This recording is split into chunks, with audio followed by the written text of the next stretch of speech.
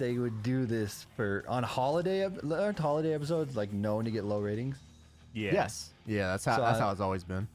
So I'm like, why are they doing this big ass match on a holiday episode? Which there's is something up. Maybe there's something that's why they don't do holiday themed things, because they think people are sick of it. They're already dealing with the holiday. They don't want to deal with it on their wrestling too. Maybe. It's just like when I think of it, like if it's automatically gonna draw low, then like you might as well just do something fun, like just throw a bunch of fucking double Christmas down shit on up it. there. Yeah, that's what my thinking is, anyways.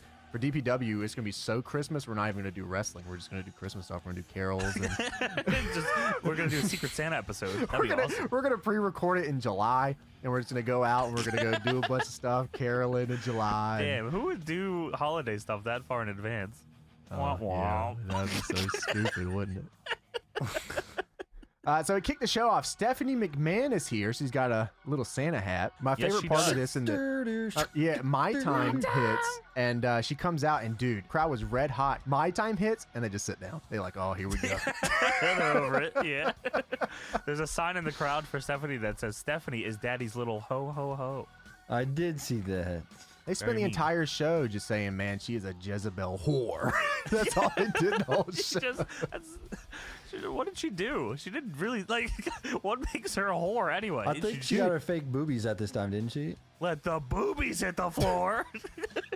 They spent the whole show saying that. She didn't even do anything bad. She came out and she's like, I think I'm gonna, you know what, tonight we're gonna book a really fucking crazy, we're gonna have The Rock and Undertaker. And they're like, you slutty bitch. And it's like, I know the Joker comes out and goes, bitch, whore, bitch, cunt, bitch, bitch. What was the deal with slut? it? She goes backstage later on in the show. We'll talk about when we get there. She's talking to her dad on the phone, and she's like super upset. You know, Vince is not here, and he's with some other lady or something. It's like, God, I wish Stephanie, that bitch, would just shut up. It's like, what is happening right now? Her dad's not here for Christmas. Like, I don't know. There's no way they're holding resentment from what she did to Test. I don't think anyone cared about Test that much, and Test is also a heel at this point. So Jericho laid it in there, like you did not let her go for a second.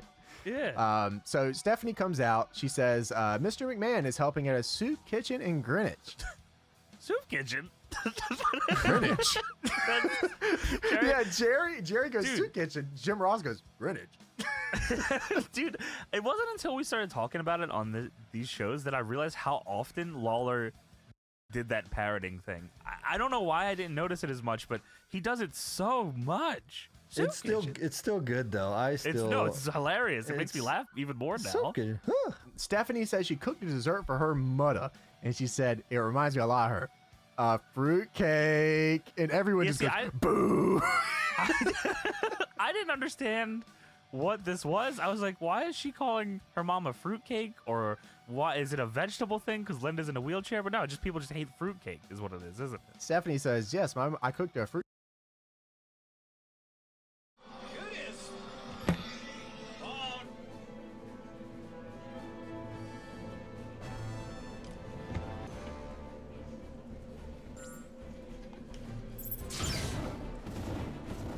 You should be able to reach the control tower from here.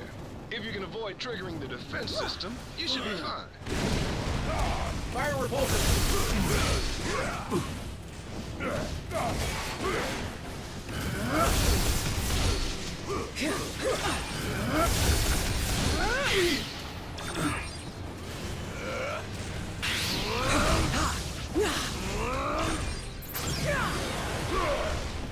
Fire repulsor! What good are all these fancy weapons if they're turned off? Here, let me help you with that.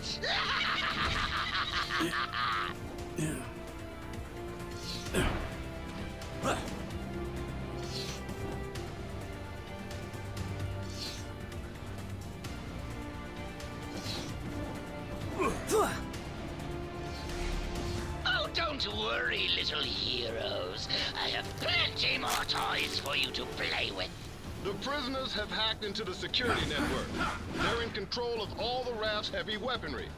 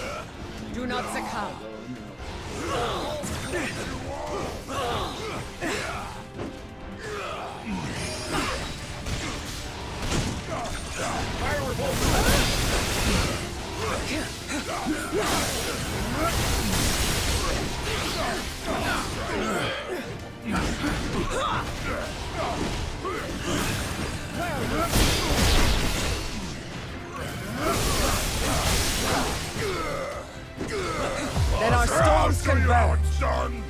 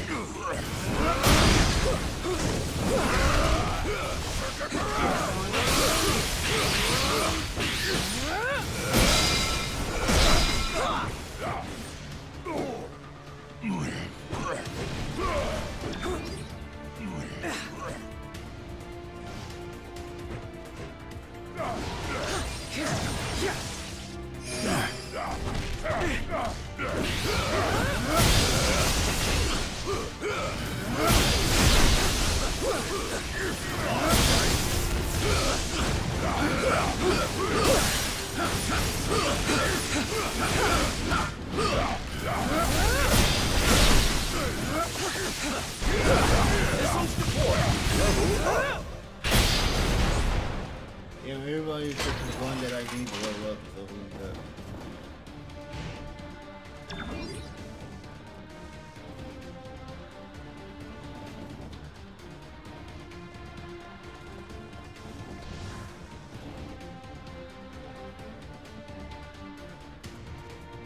To get past those security gates, you're gonna have to access the terminals in the proper sequence.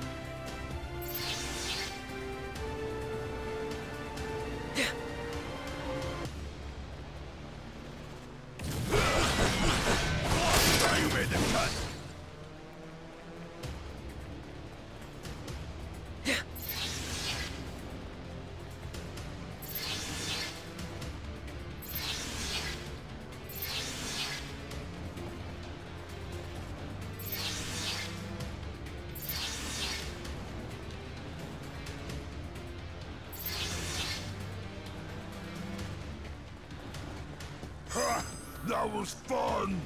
Nice work, team. All systems to full power!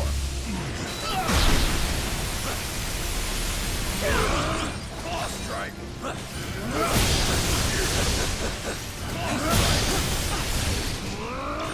Fire repulsor!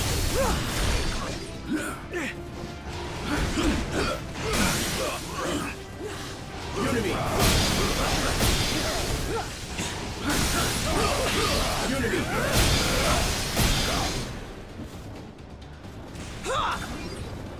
Unity!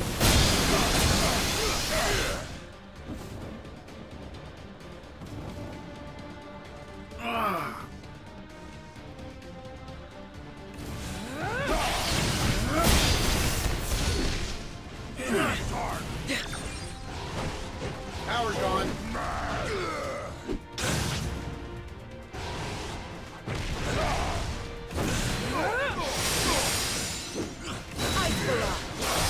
The storm is unleashed. For me, done.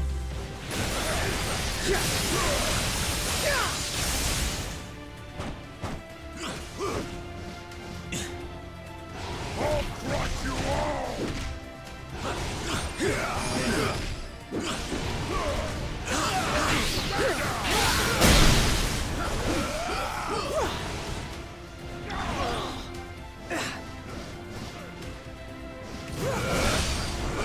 You made the cut.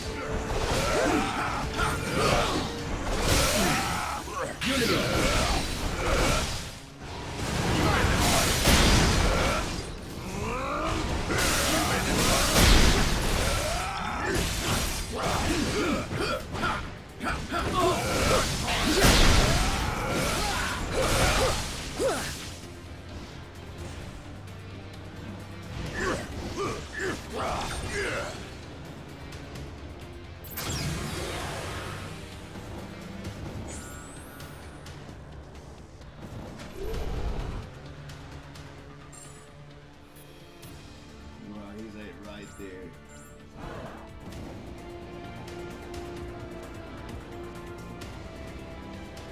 Gotta get this nigga low.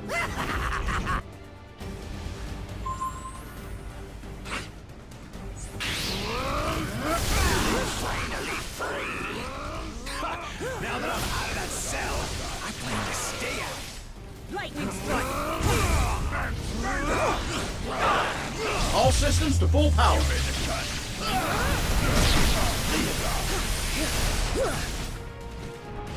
Then our storms converge!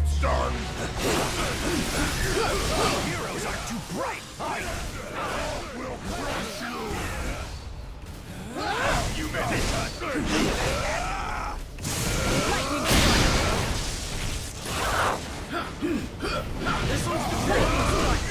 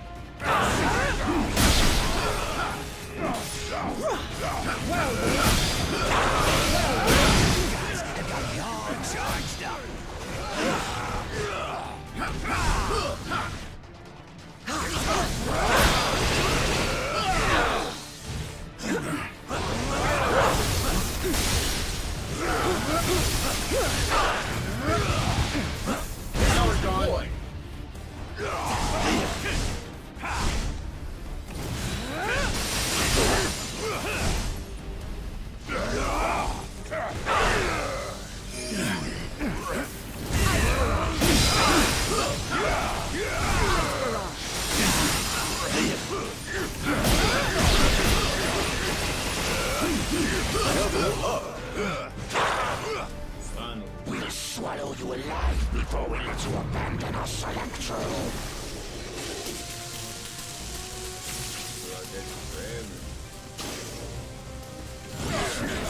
Such power before.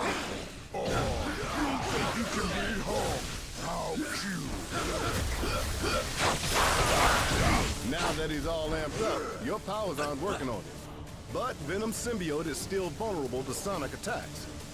Maybe we can use the prison alarm system against it.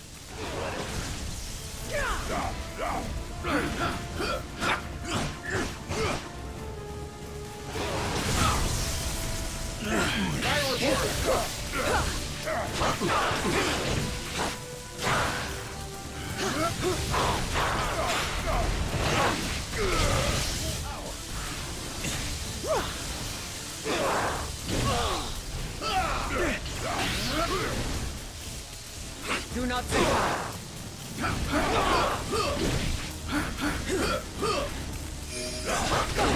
No!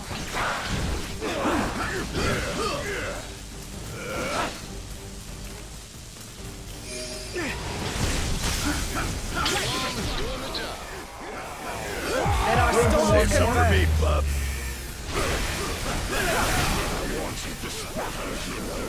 But if we must fight, we will not lose.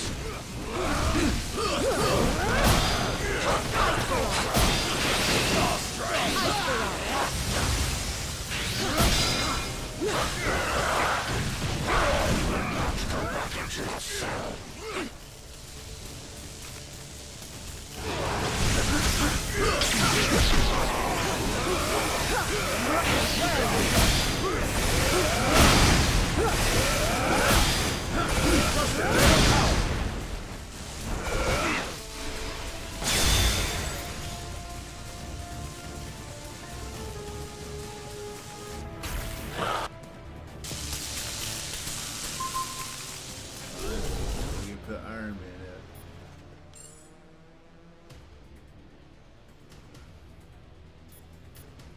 Yeah, that's man. I just need at least four people above 70. Guess who's ready to press play?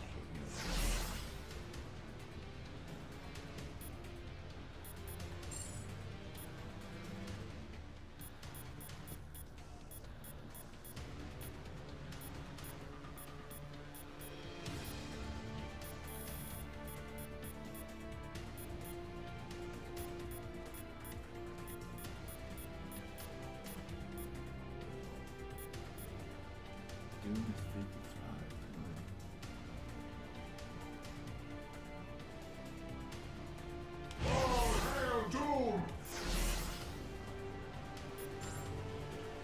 Let me see how this does.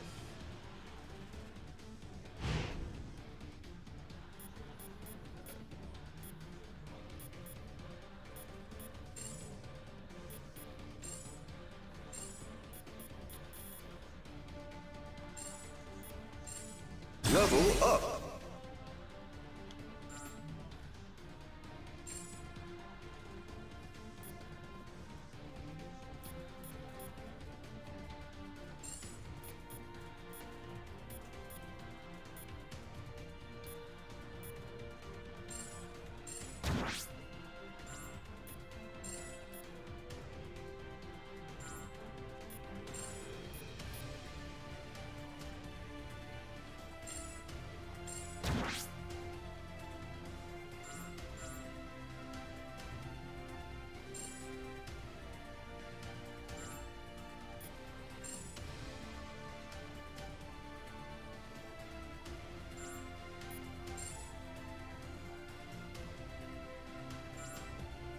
Let's see the last.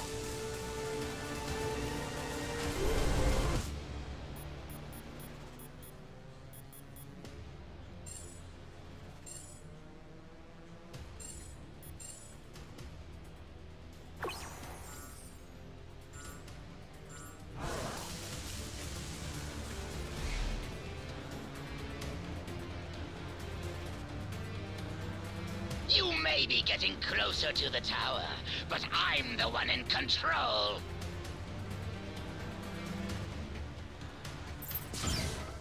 Free time. Nice to finally have some backup. Thought I'd have to clean up this mess all by myself. I'm letting these prisoners out early for bad behavior. Oh, come on! You have got to be kidding me!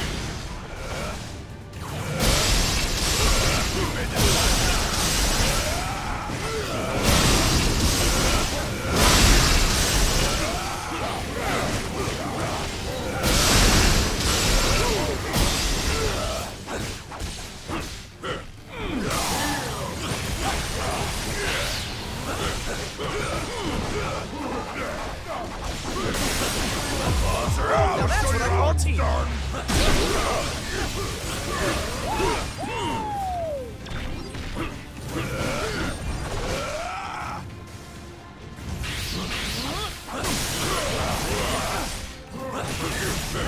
Let's make this count. I am not doing this a third time.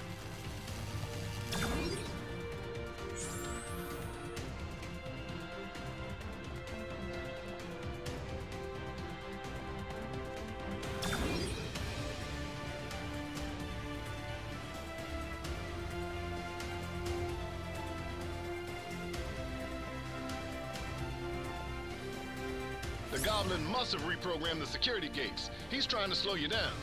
Never let walls hold me back before. Not about to start now. Yeah.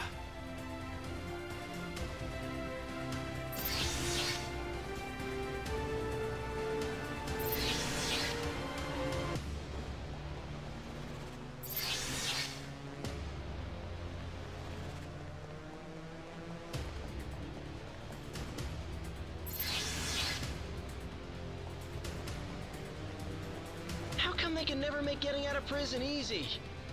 Oh, right.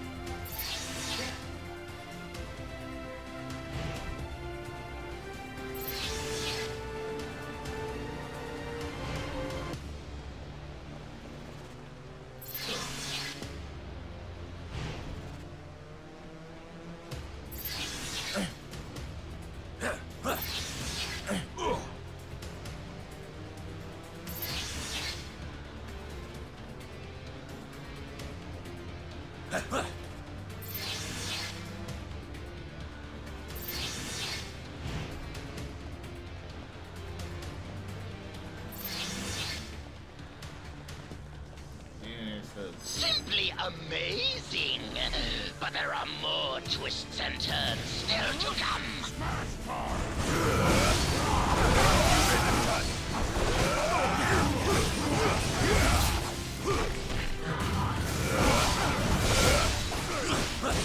You made the cut. You made the cut.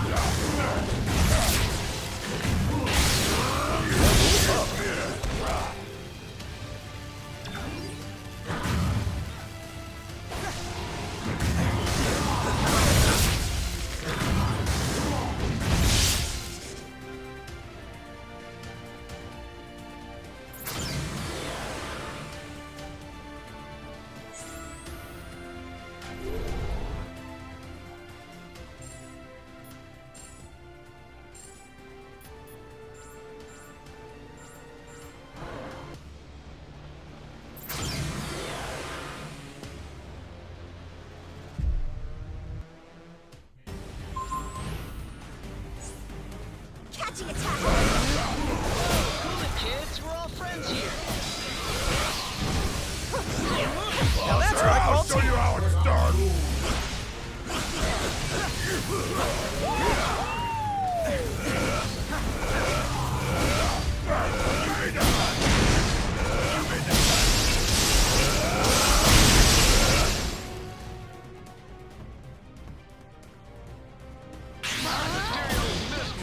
Up their minds.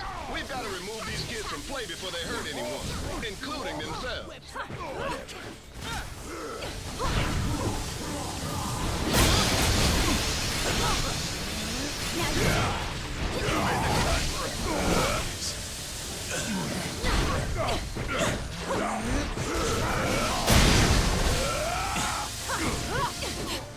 Venom strike.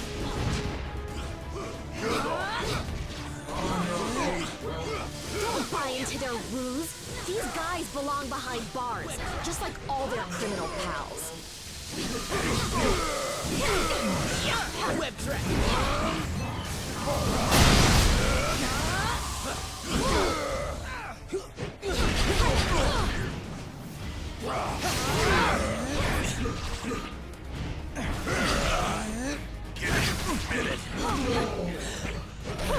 Web shot. Rise again.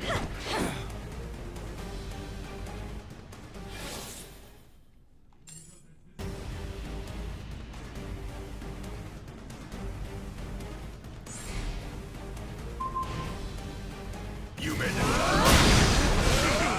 Whoa, cool it, kids. We're all friends here.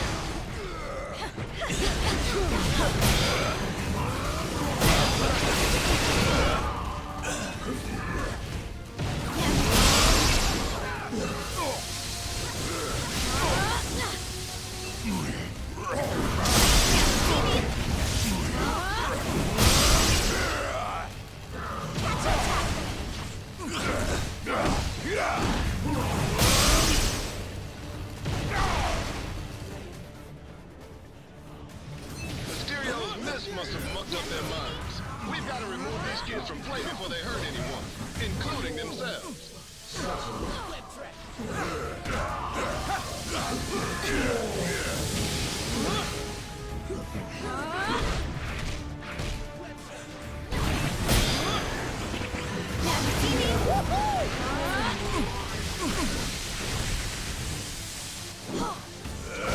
Web shot.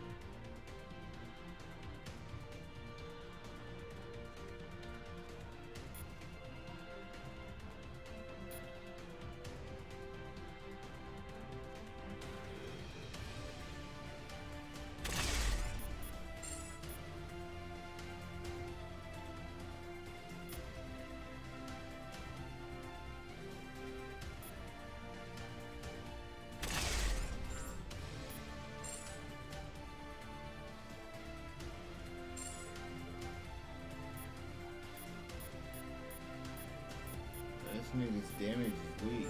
I'm about to pull somebody else out.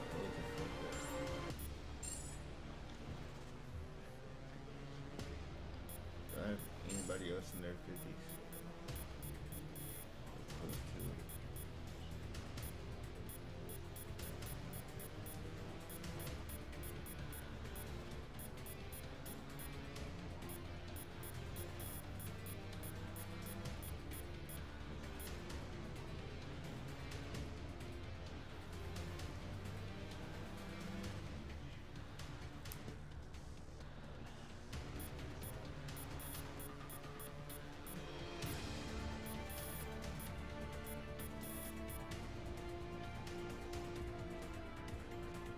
I've got my eyes on the prize.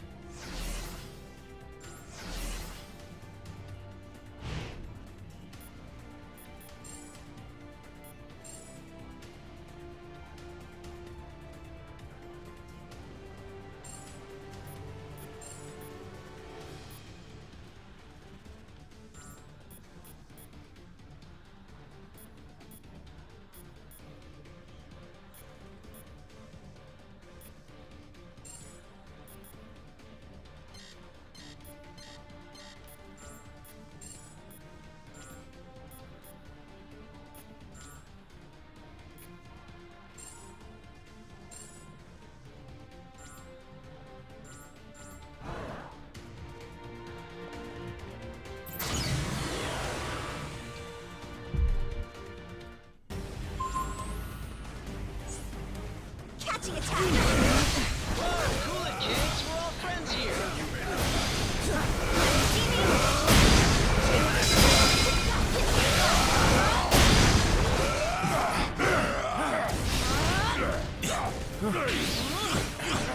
Catching attack!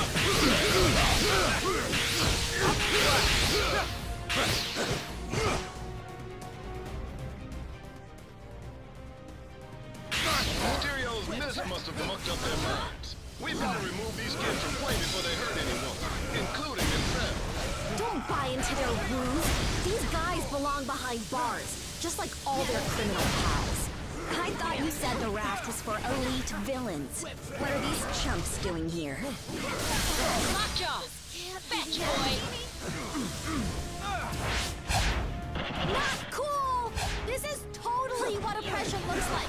I demand a phone call, a lawyer, and a fair trial.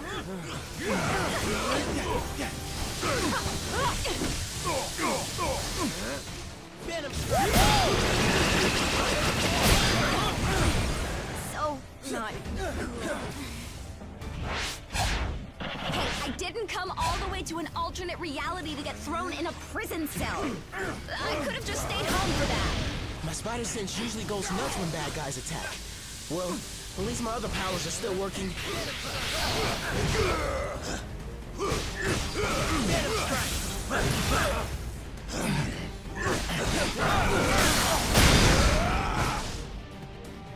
One more and you get a treat, Lockjaw. When I get out of here, I'm really gonna let you have it. Just give me like 10, 15 minutes to recover. Okay? Thanks. I had higher hopes for these young champions. If you think you can defeat me, you are deceiving yourselves. The danger room fights harder than you.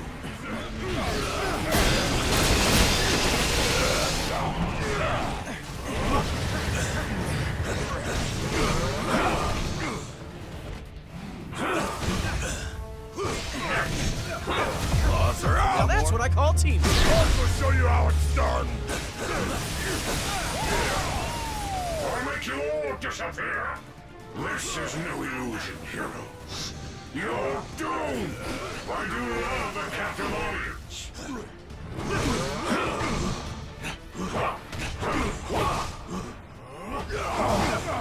Stay on target! Stay on target! Take one.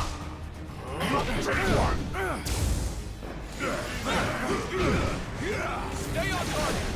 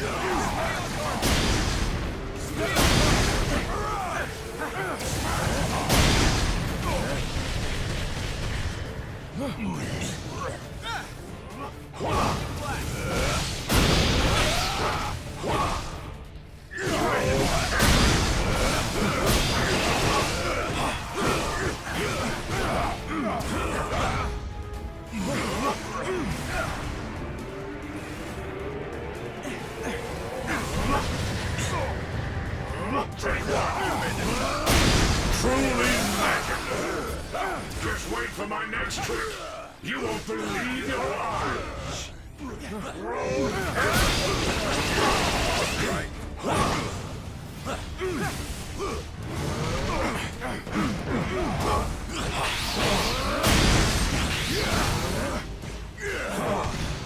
I'm down.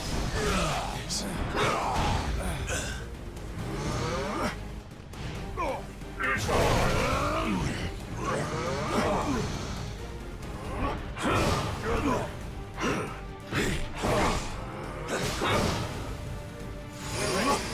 Death has got nothing on us.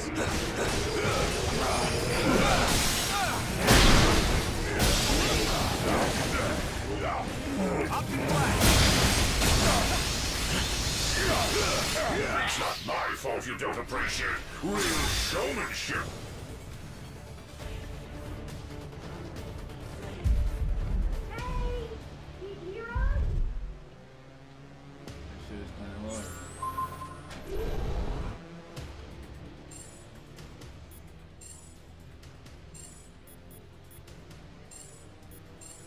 Level up.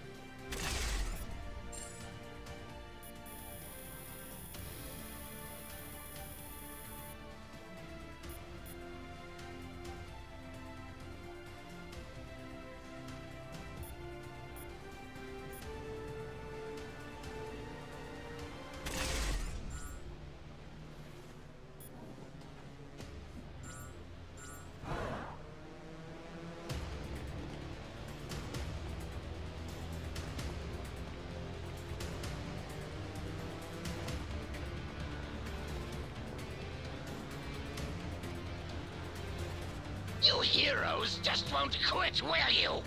It would almost be admirable if it wasn't so blasted annoying. Finally, some action.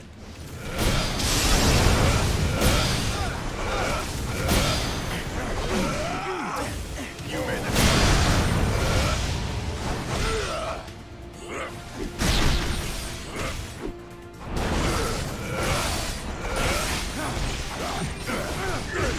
Claws are out. Now that's what I call teamwork.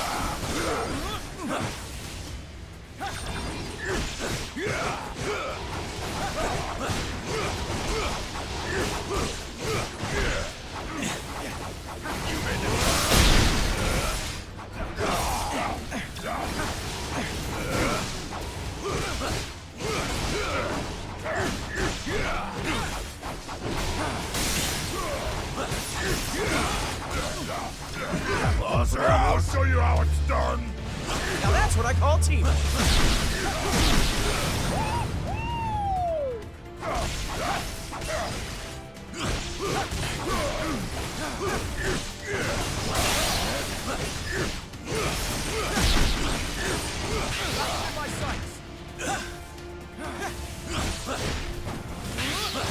Whatever's going down inside the tower, we'll help you stop it.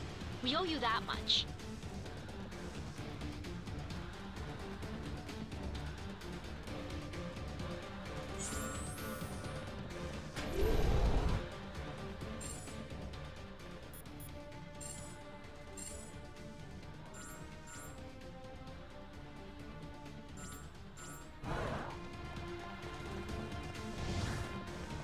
Next stop, the Raft's main control room. If the Goblin wants to break out, he'll have to do it from there. And once that force field goes down, Manhattan becomes supervillain central. Be honest, it kinda already is, right? Why else would so many of you guys live there? Technically, I live in Jersey, but I get your point.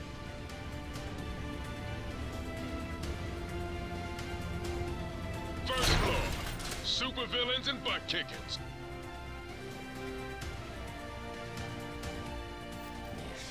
Perfect. That Jade Jester may think he's the mastermind behind this jailbreak. But once I deactivate the prison's force field, I'll show him who truly has the superior intellect. Though I suppose I'll have...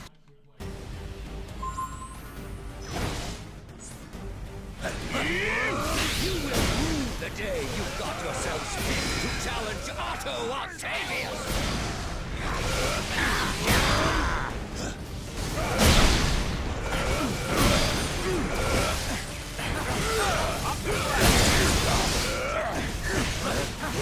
Worthless!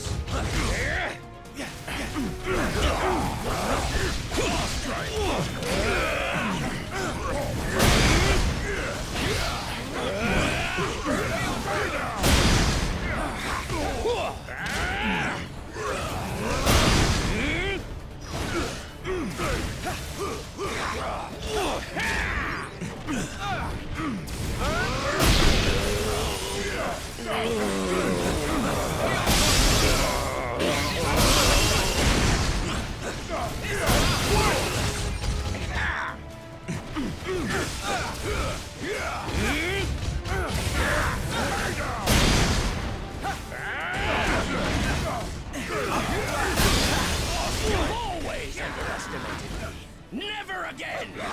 My master plan is foolproof! Fortunately, you are nothing but fools! This brand of fisticuffs is beneath a genius like me! That's what I call teamwork.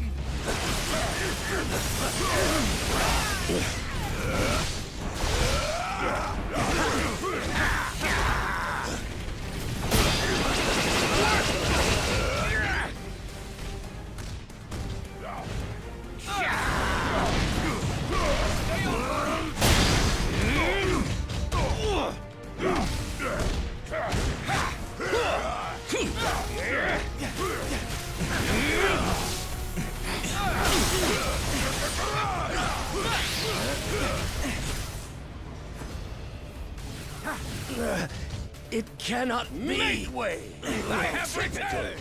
You heroes lash out with brute force against those who threaten you intellectually! You cannot lock one as brilliant as I away in a cage! Dr. Octopus must be free to reign supreme!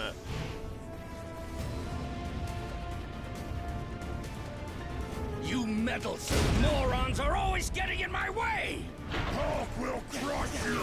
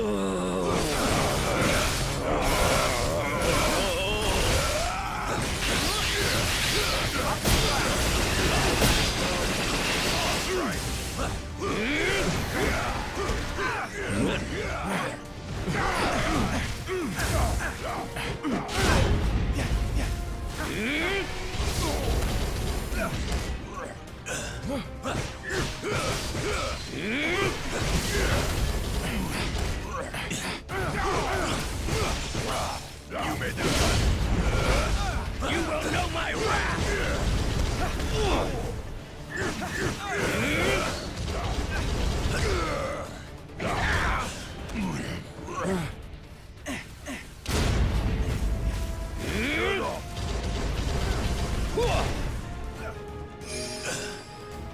I am your superior!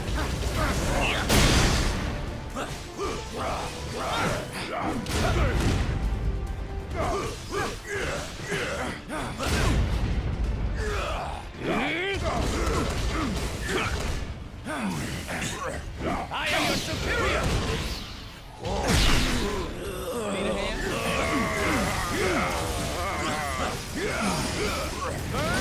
Cannot be! I am your superior!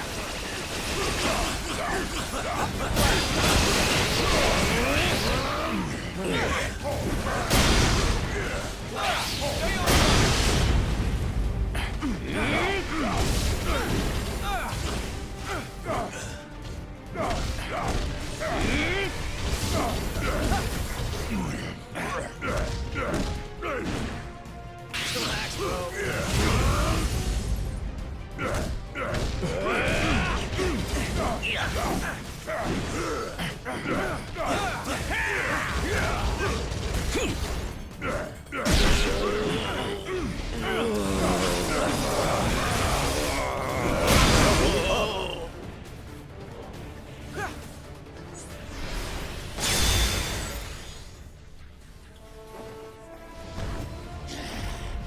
This is...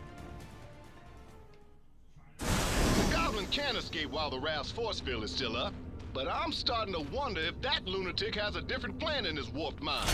Oh man, how come I always have to fight him in high places? It never ends well.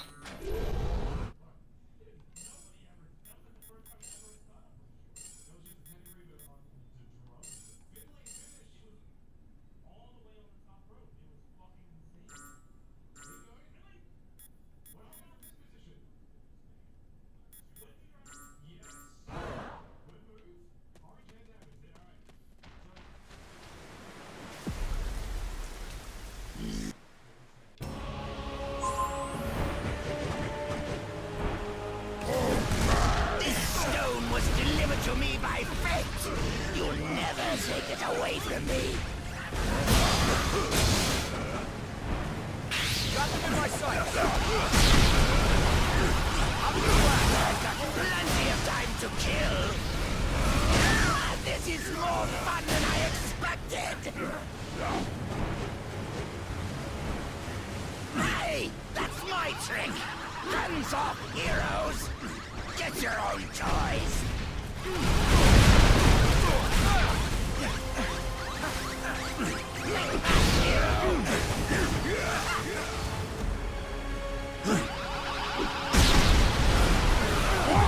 Save some for me, bud. How many heroes does it take to stop one goblin? More than you've got! You should know by now, I'm made from tougher stuff than that! Finally! The kind of power I've always dreamed of! Power worthy of Norman Osborn! Your turn to suffer!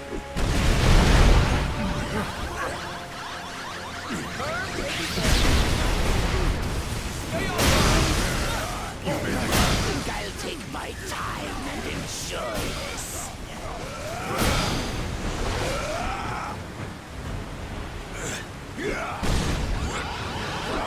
It's not easy being green.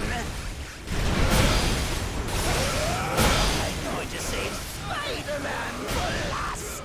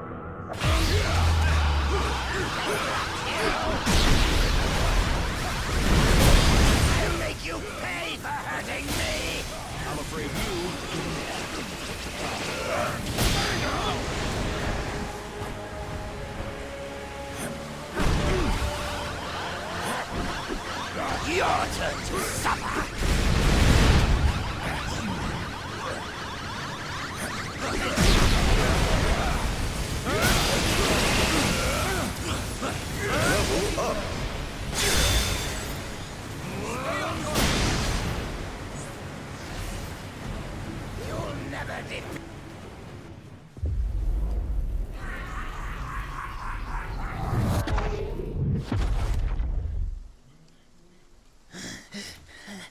This is how it all ends.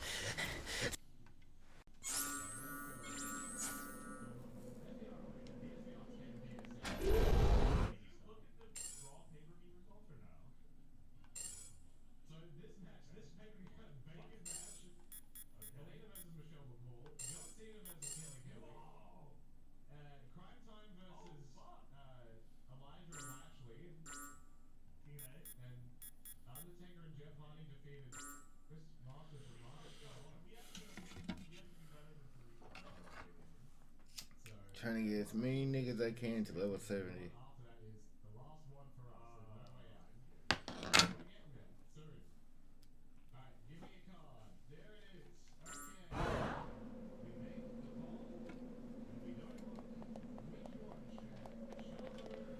Nice work, so.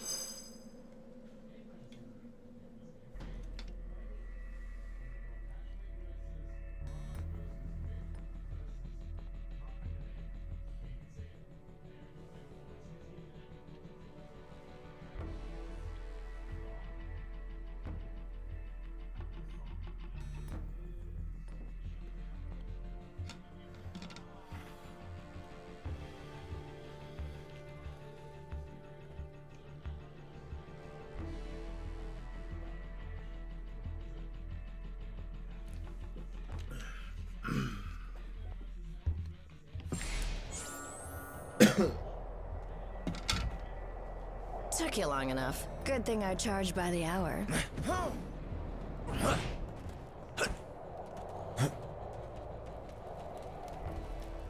If my...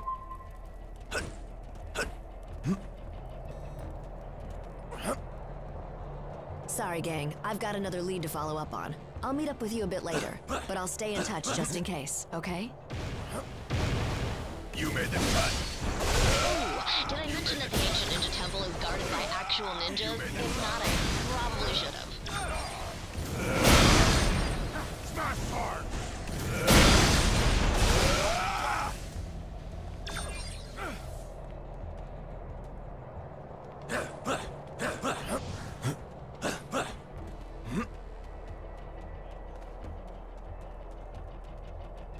I'm betting you've noticed this by now, but the hand ninjas have a tendency to appear out of nowhere. Iron Fist says it's some sort of magic mumbo-jumbo that lets them materialize out of thin air. Whatever it is, they're sneaky little jerks, so watch out.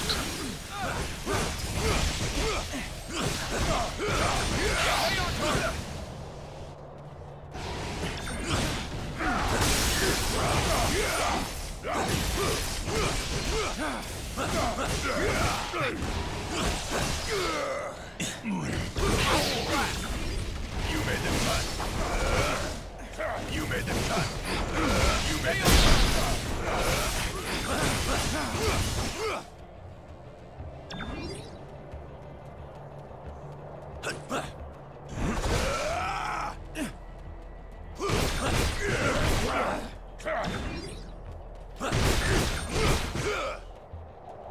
See those searchlights sweeping the rooftop? That means the hand knows we're coming. Stick to the shadows or you'll never make it to the temple. At least, not in one piece. Incoming!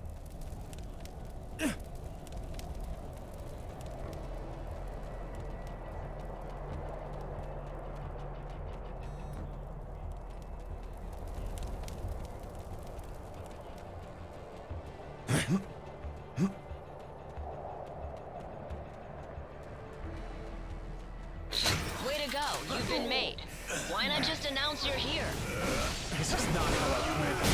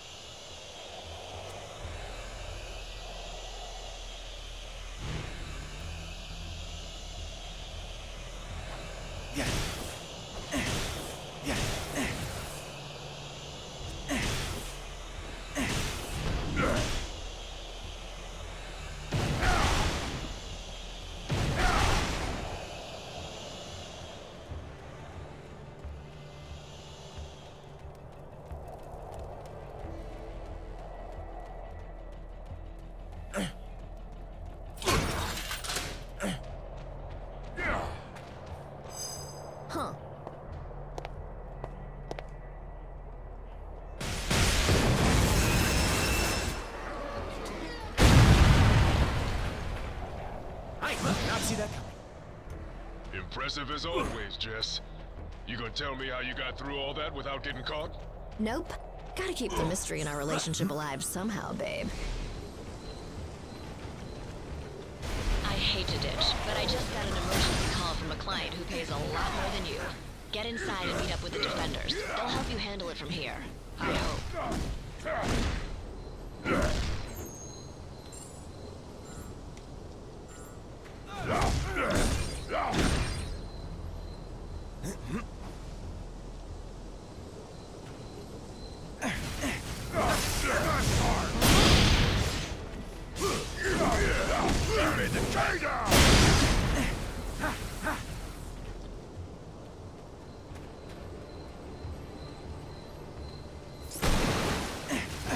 Save some for me, bud.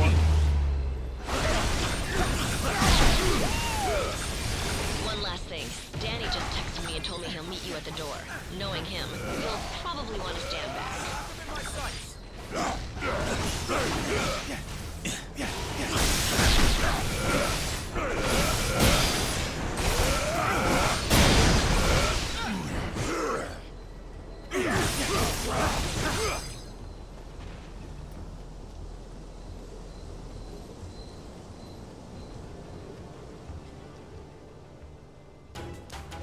That was a good warm-up, but the real challenge still lies ahead.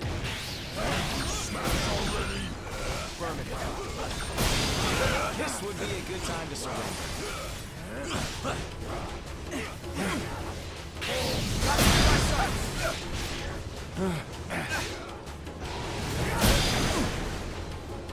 You made that.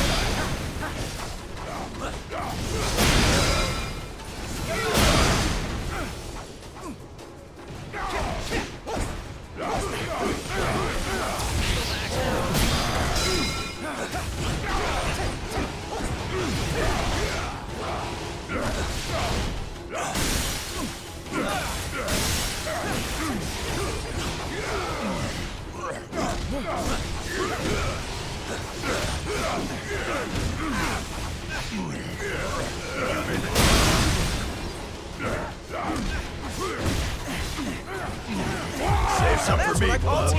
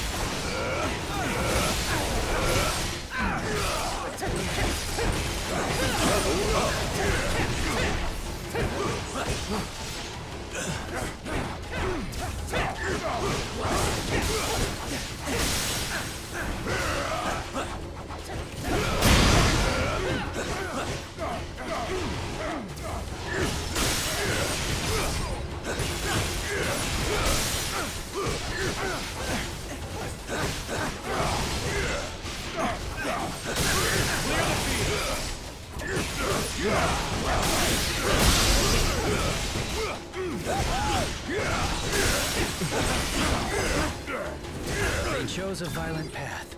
They reaped what they sowed.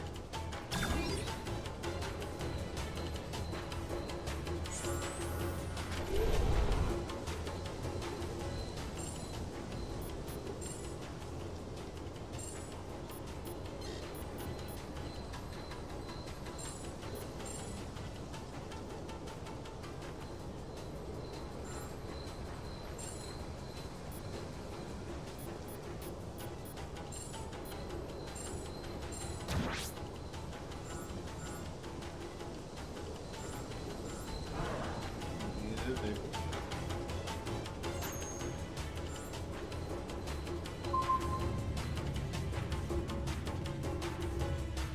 I searched the whole room and there are no other doors.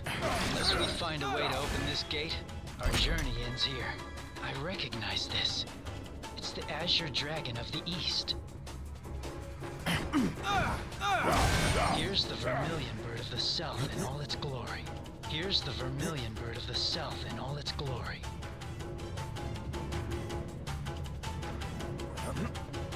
This one is the White Tiger of the West, a classic.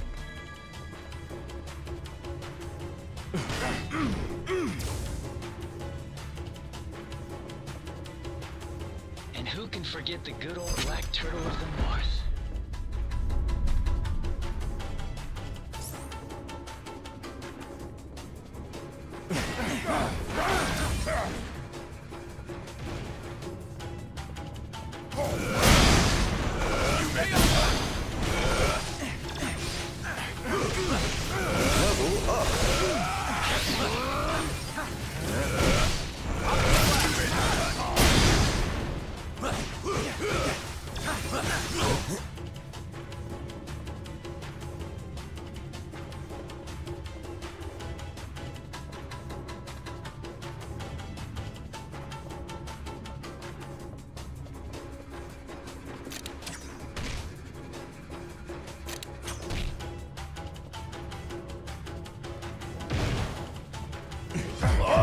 That's what I call team.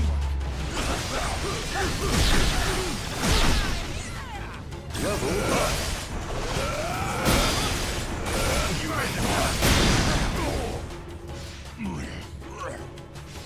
You made them.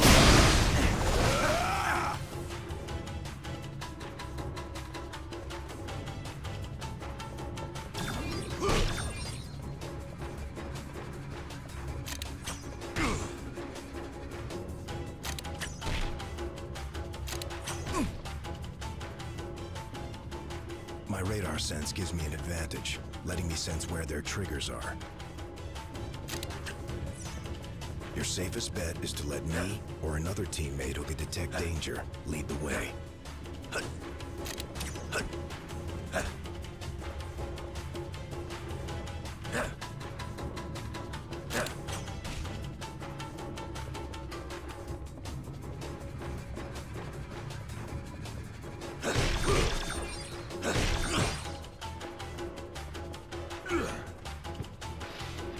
I hear more coming, like rats scurrying the walls.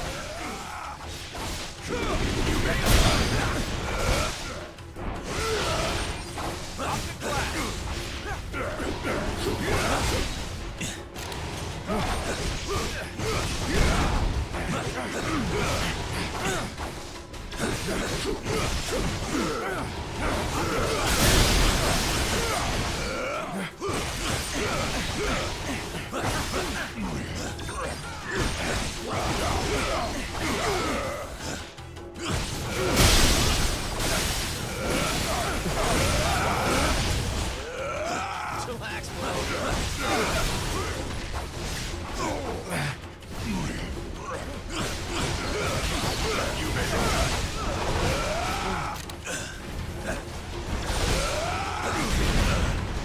Give me a minute.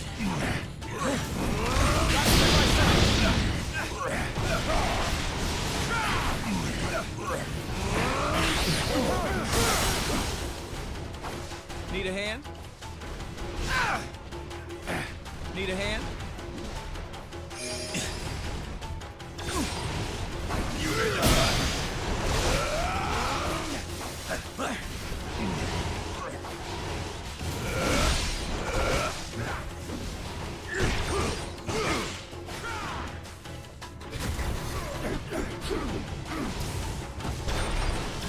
That's what I call team.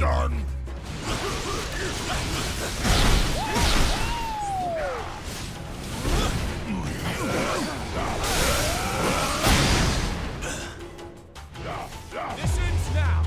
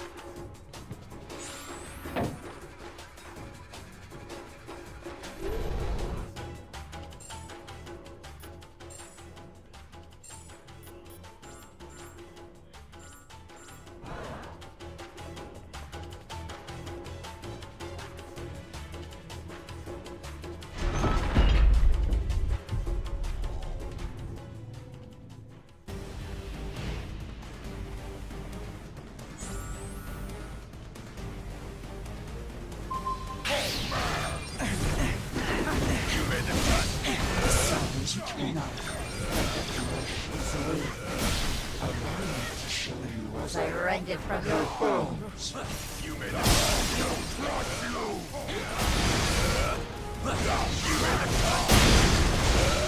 She's cycling the mystics.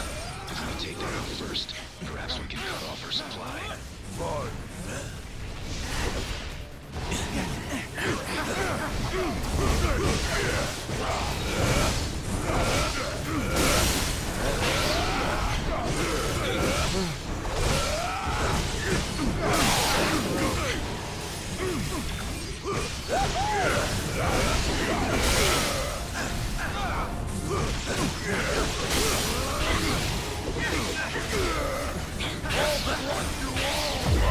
That's what I call teamwork.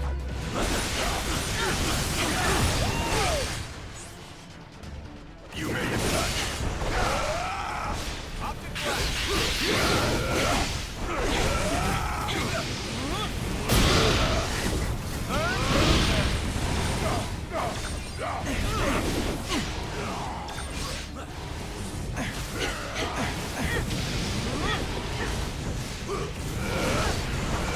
This ends now.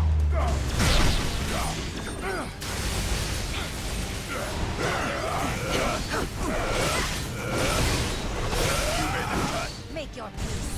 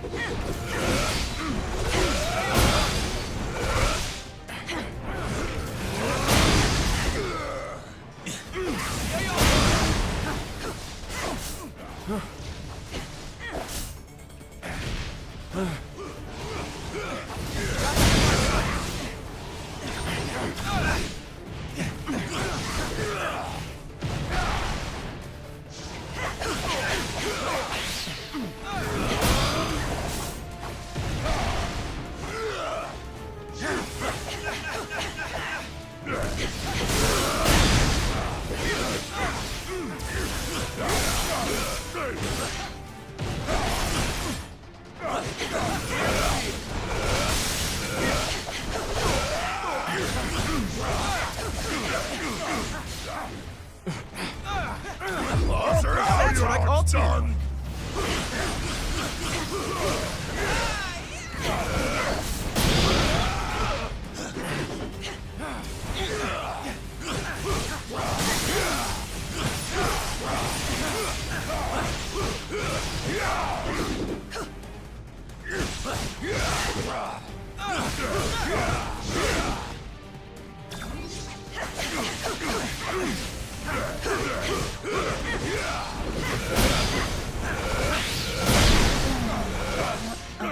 This ends now. You made the cut. You made the cut.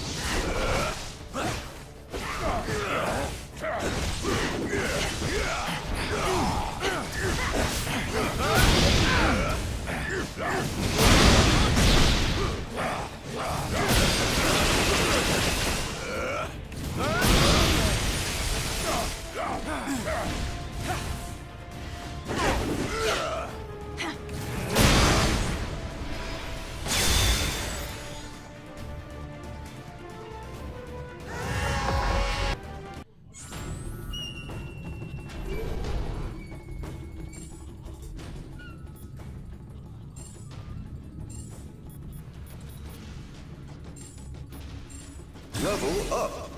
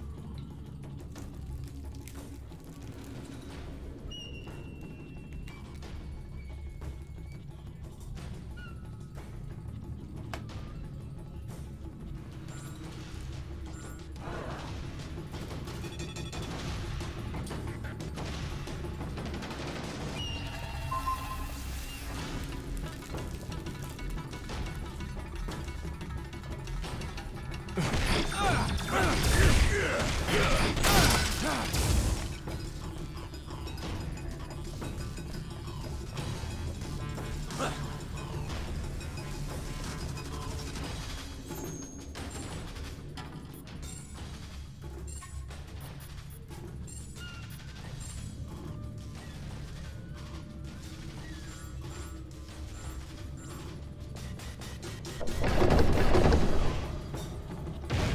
will not be trapped in this accursed place any longer.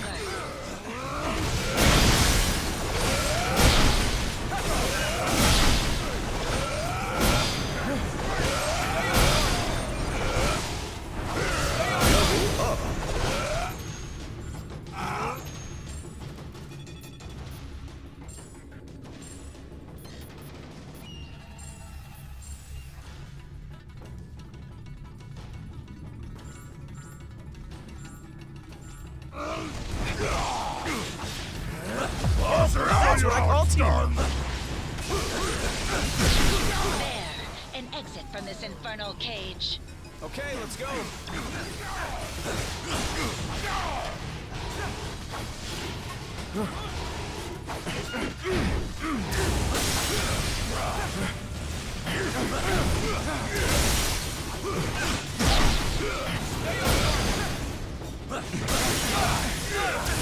You made that.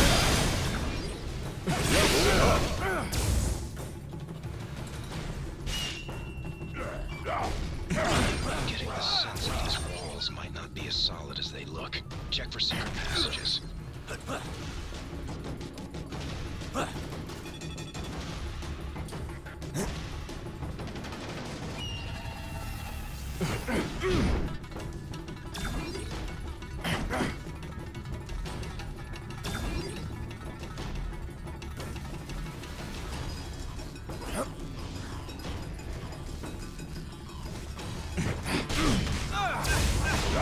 This ends now.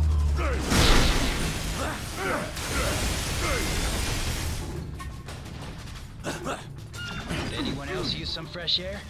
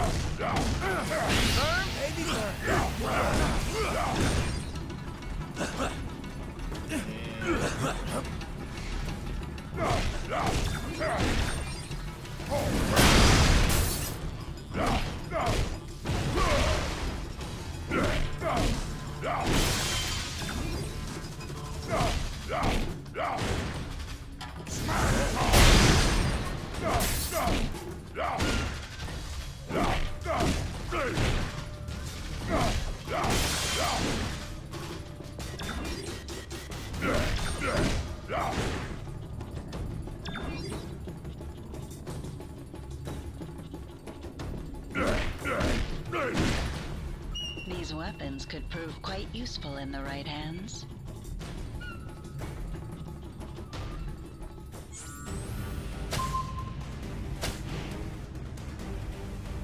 Did they really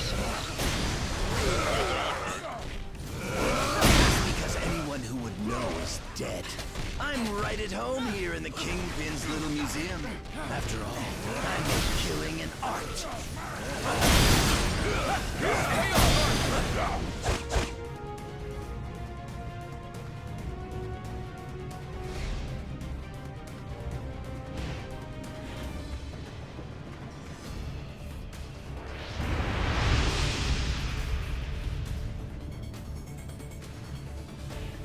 Do me a favor and die already. I have a reputation.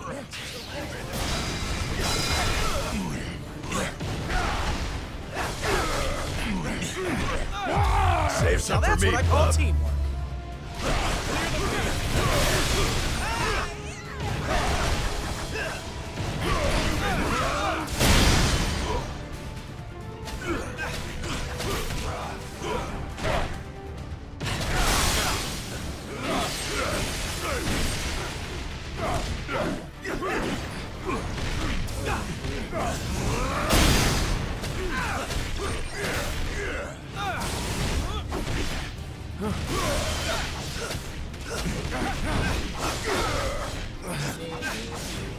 I'm down.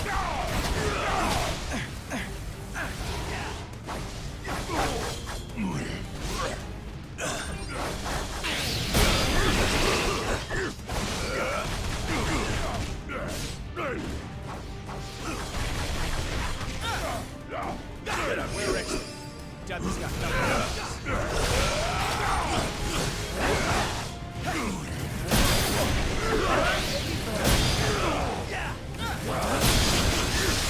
Strike.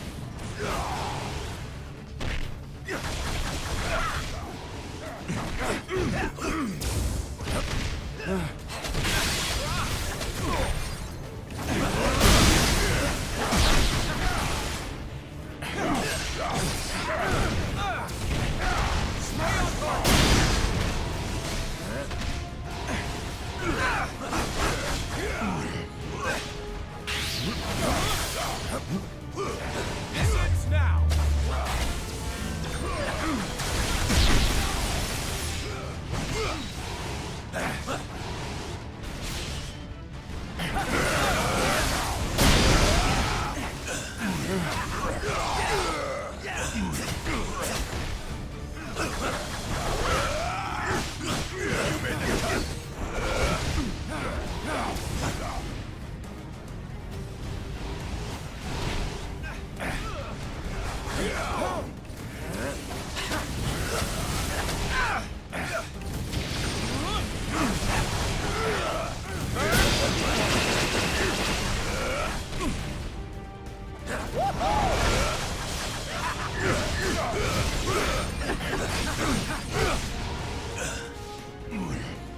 Now that's what I call team. Show you how it's done.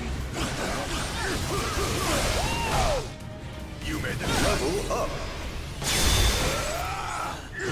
Son of Something tells me the Kingpin didn't put his latest acquisition on display. If we want the stone...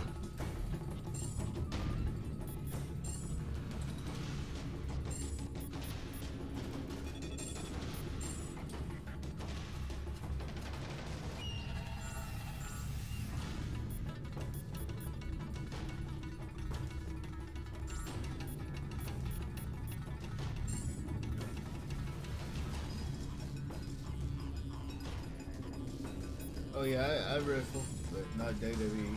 You're right, it's independent wrestling.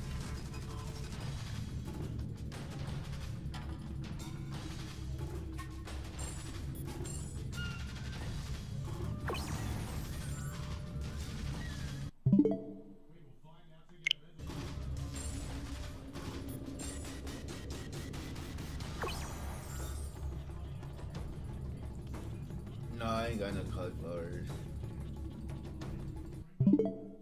Oh, even like real wrestling, like amateur wrestling. I thought you meant like independent wrestling type shit. No, I've never amateur wrestled ever. My ears are straight.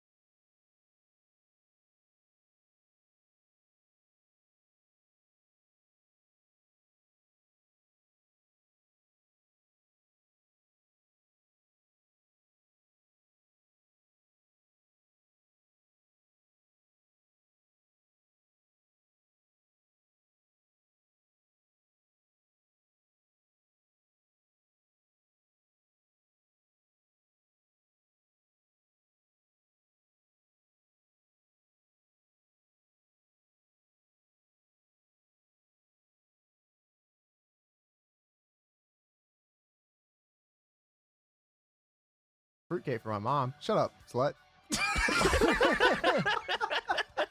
Stephanie's actually being really nice here. She's like, yeah, Triple H told me to come here. He told me to bake my mom a cake. Well, you a stupid whore. Shut up, bitch. Stephanie was actually like the nicest person ever.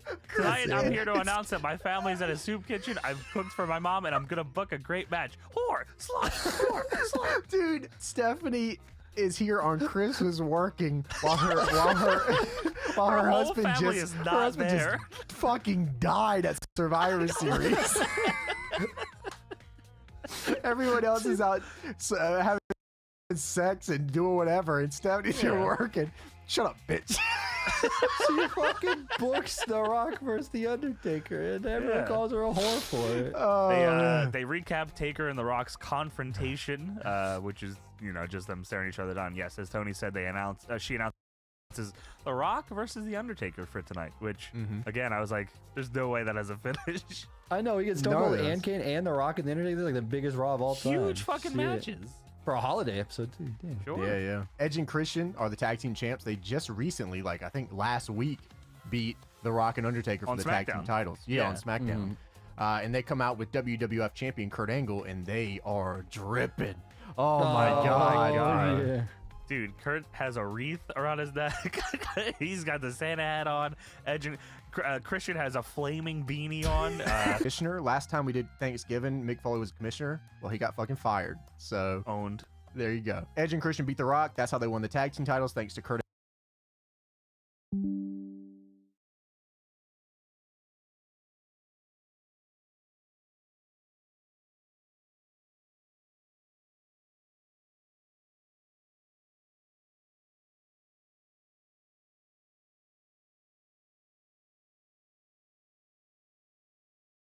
Angle coming in, hitting The Rock with a Olympic slam, and then counting the pin because he's the referee. I also love that Kurt, while as the referee, had his gold medals on still. At some point in the night, like mid-match, he puts them on. Like he just mid-match finds them and puts them on. Oh, also, Edge wished Stephanie and her family a totally Merry Christmas, and Lawler says, totally. He does do that a lot, doesn't he? He does, dude. It's good though. He works it out. So yeah, I like it. Christian cuts a promo and says, "I wish Mick Foley could have gotten fired here in Chattanooga with all you fat Ric Flair, you old son of a bitch." So Kurt Angle gets the microphone and he's talking about how Christmas means a lot to his family. He said, "Matter of fact, my family's here right now." He said, "Come on down here, everybody." It's his family, and they're all dressed as Kurt Angle. He flew his family out the same exact outfit. He then introduces Stephanie to, of course, she already knew Eric Angle. Eric Angle. And then Eric saw a child in the front row. All right, and Stephanie gets introduced to Mark, David, my cousin Jimmy, and my other brother Johnny. Sadly, there was no Tony. God, I was really hoping there'd be a Tony or just anything. Anthony Angle or something. Right. They could have just done something. Well, I could be Mark. I'll be Mark. Yeah, you are Mark. I'm a big ass Mark. Yeah, that's good name for you, buddy. Before this, I wanted to mention when Christian that said this, that he said, "Gods of the Titantron, roll the footage," which I thought was a good line. Say that? Gods of the Titantron, roll the footage. So I just wanted to put that in there because I thought that was a great really line. Good. But yes, all comes Kurt Angle's family. Yes. Yeah, they're all dressed in tracksuits, Air Monarch 1s, and Santa hats. This is something you have to just see. Like, the visual of this is just so hilarious. You have to watch this. Like, whoever wrote this angle for the Angle family that's a pretty top tier angle. This was the whitest white family they could have found. It's and K-Quick lets them know about that later, too. So Kurt Angle continues to cut a promo with his whole family in the fucking ring. 14 All-American honors, 11 national titles, 16 state championships. But I'm the only one that has Olympic gold. Of course. Edge and Christian break out the kazoos, and Kurt Angle and the Angles start singing Winter Wonderland.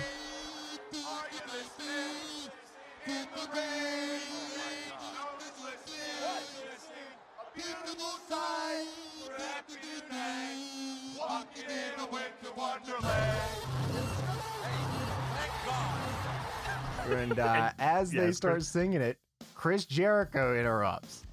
Oh, and Chris Jericho at this point has so many catchphrases, it's insane. Everything he says it's like rock level of everything he says is a catch. Yeah, it is.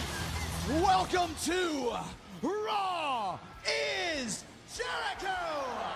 It is, yeah. He adapted really quick from WCW to WWF, though. You needed catchphrases here, and, well, he got them in droves, you know? Yeah. He said, welcome to Raw is Jericho. Or, in this case, Revenge of the Nerds. Got it. Chris Jericho also always calls Kurt Angle Kirk Angle. Call me Kirk Angle. Kirk Angel.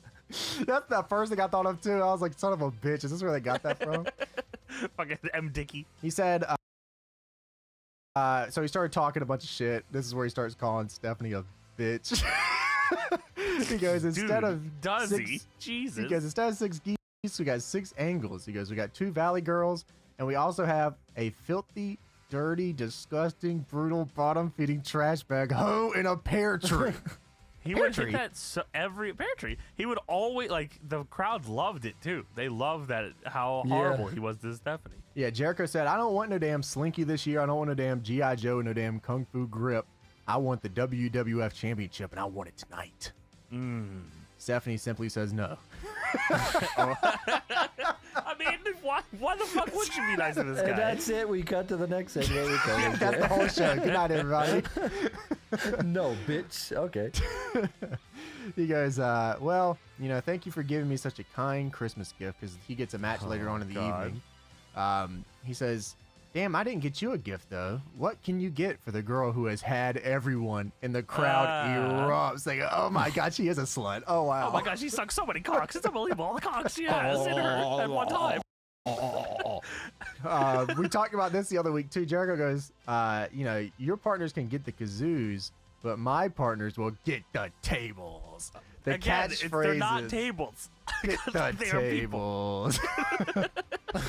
And then just be, you know, in case you didn't know, JR on commentary said, oh, he must be talking about the Dudleys. Yeah, no shit. They talk about Hardcore Holly, you know. I don't fucking know. They must be talking about Kyantai.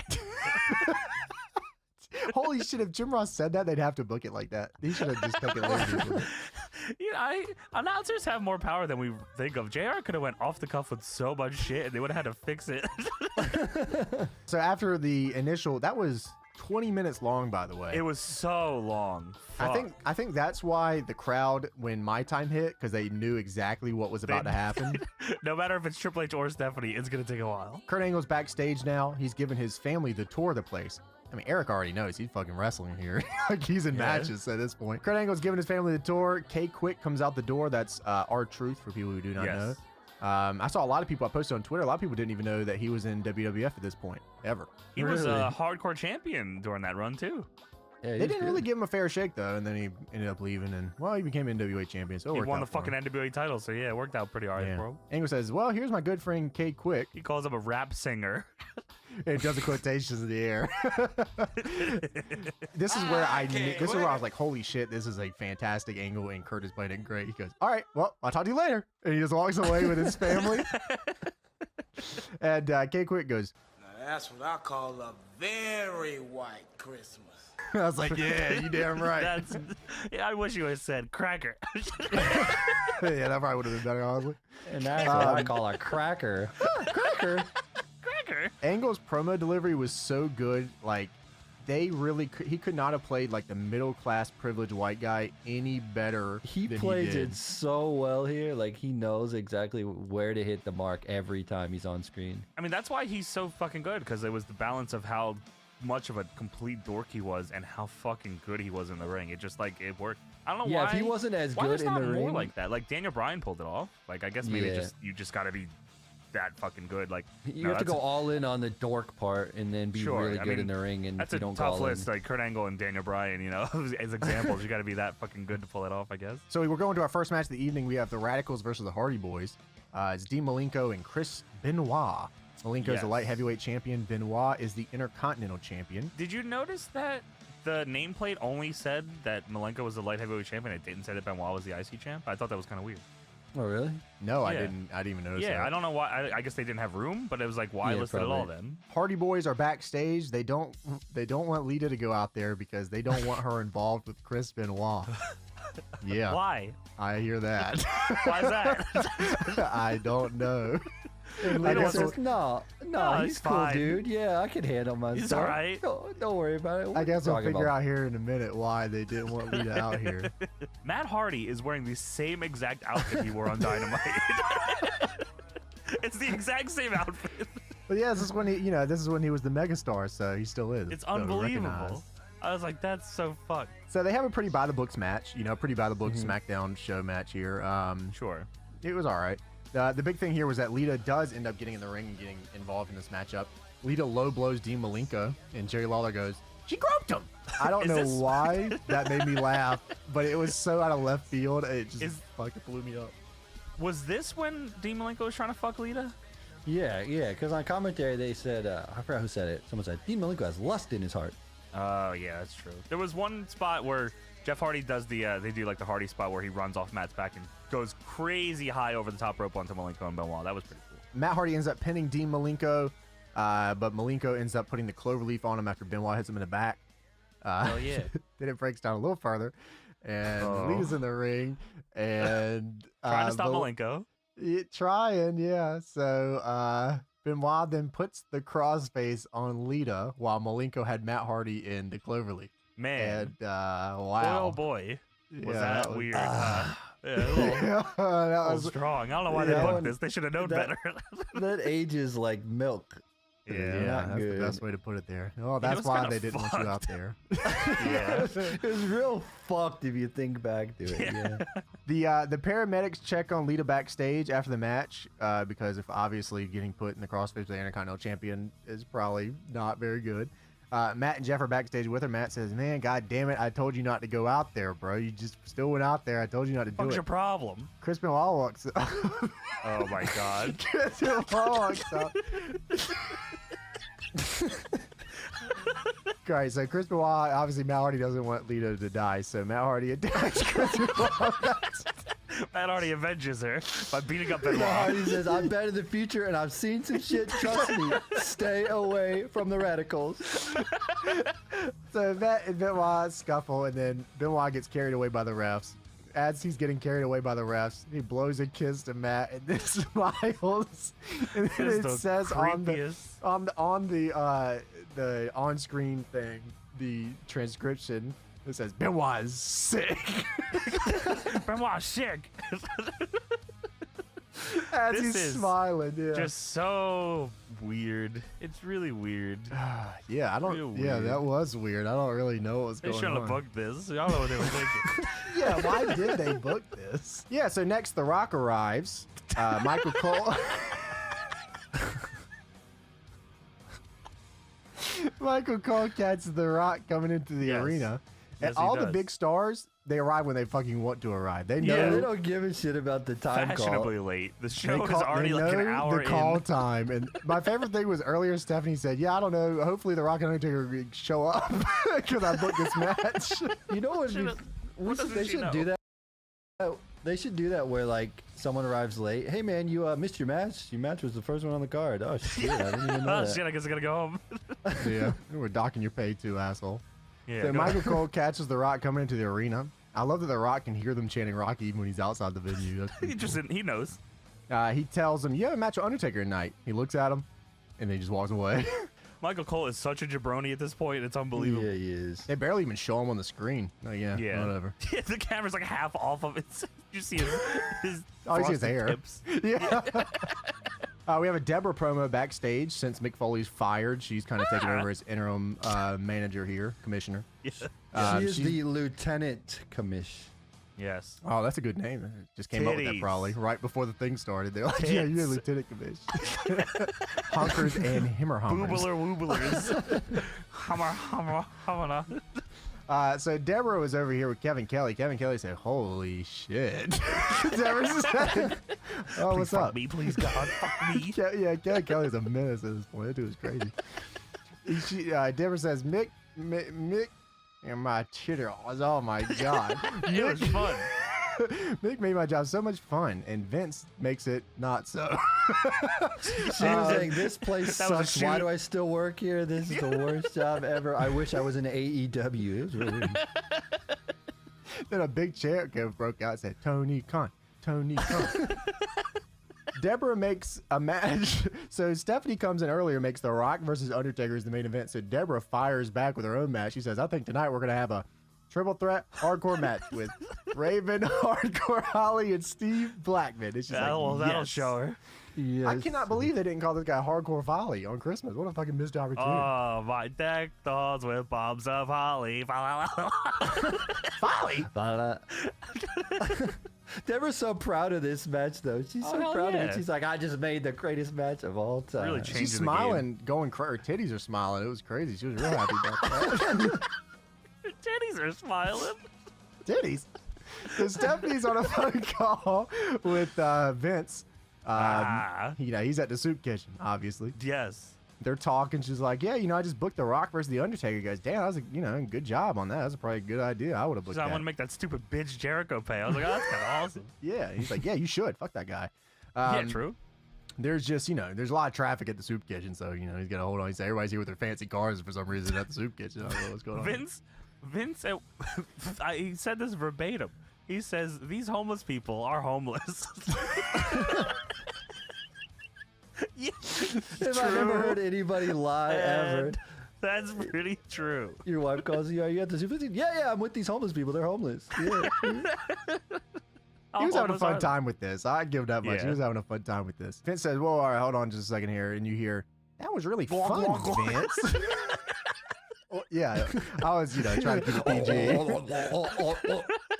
Yeah, you hear, that was really fun, Vince. And then Stephanie, of course, gets really fucking pissed off. Yeah. Vince says, hey, well, no. See, these homeless people, they're homeless, right? And this soup gets them they never had this much soup before. This soup So got much acted different. I said, oh, shit. Stephanie says, please let me talk to the woman I just heard. And he goes, bitch. We're all on time. We're gonna go.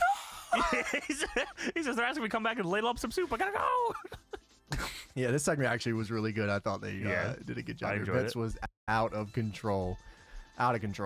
So we move on from that to the Lugs Boots flashback of the night. Hell yeah. On SmackDown last week, Stone Cold got his Ref 316 shirt where he just fucking spray painted on the back. I love that so much. Yeah, Kane chokeslammed the shit out of him, so obviously he wants to fight Kane this week. True. So we cut to Stone Cold backstage with Michael Cole. He's back again. He got all the high profile stuff. He got the Alex Rock and Marvez Stone Cold. of that era. He said they play a video package with Steve Austin. He's asking Vince, he's like, look, man, you set this whole fucking thing up. I know you sent Kane out there. He said, I don't even know who Kane is. I never even heard that guy. Who is this guy? He says, yeah, whatever. You find a guy named Kane. You can have a match with him on Christmas Day.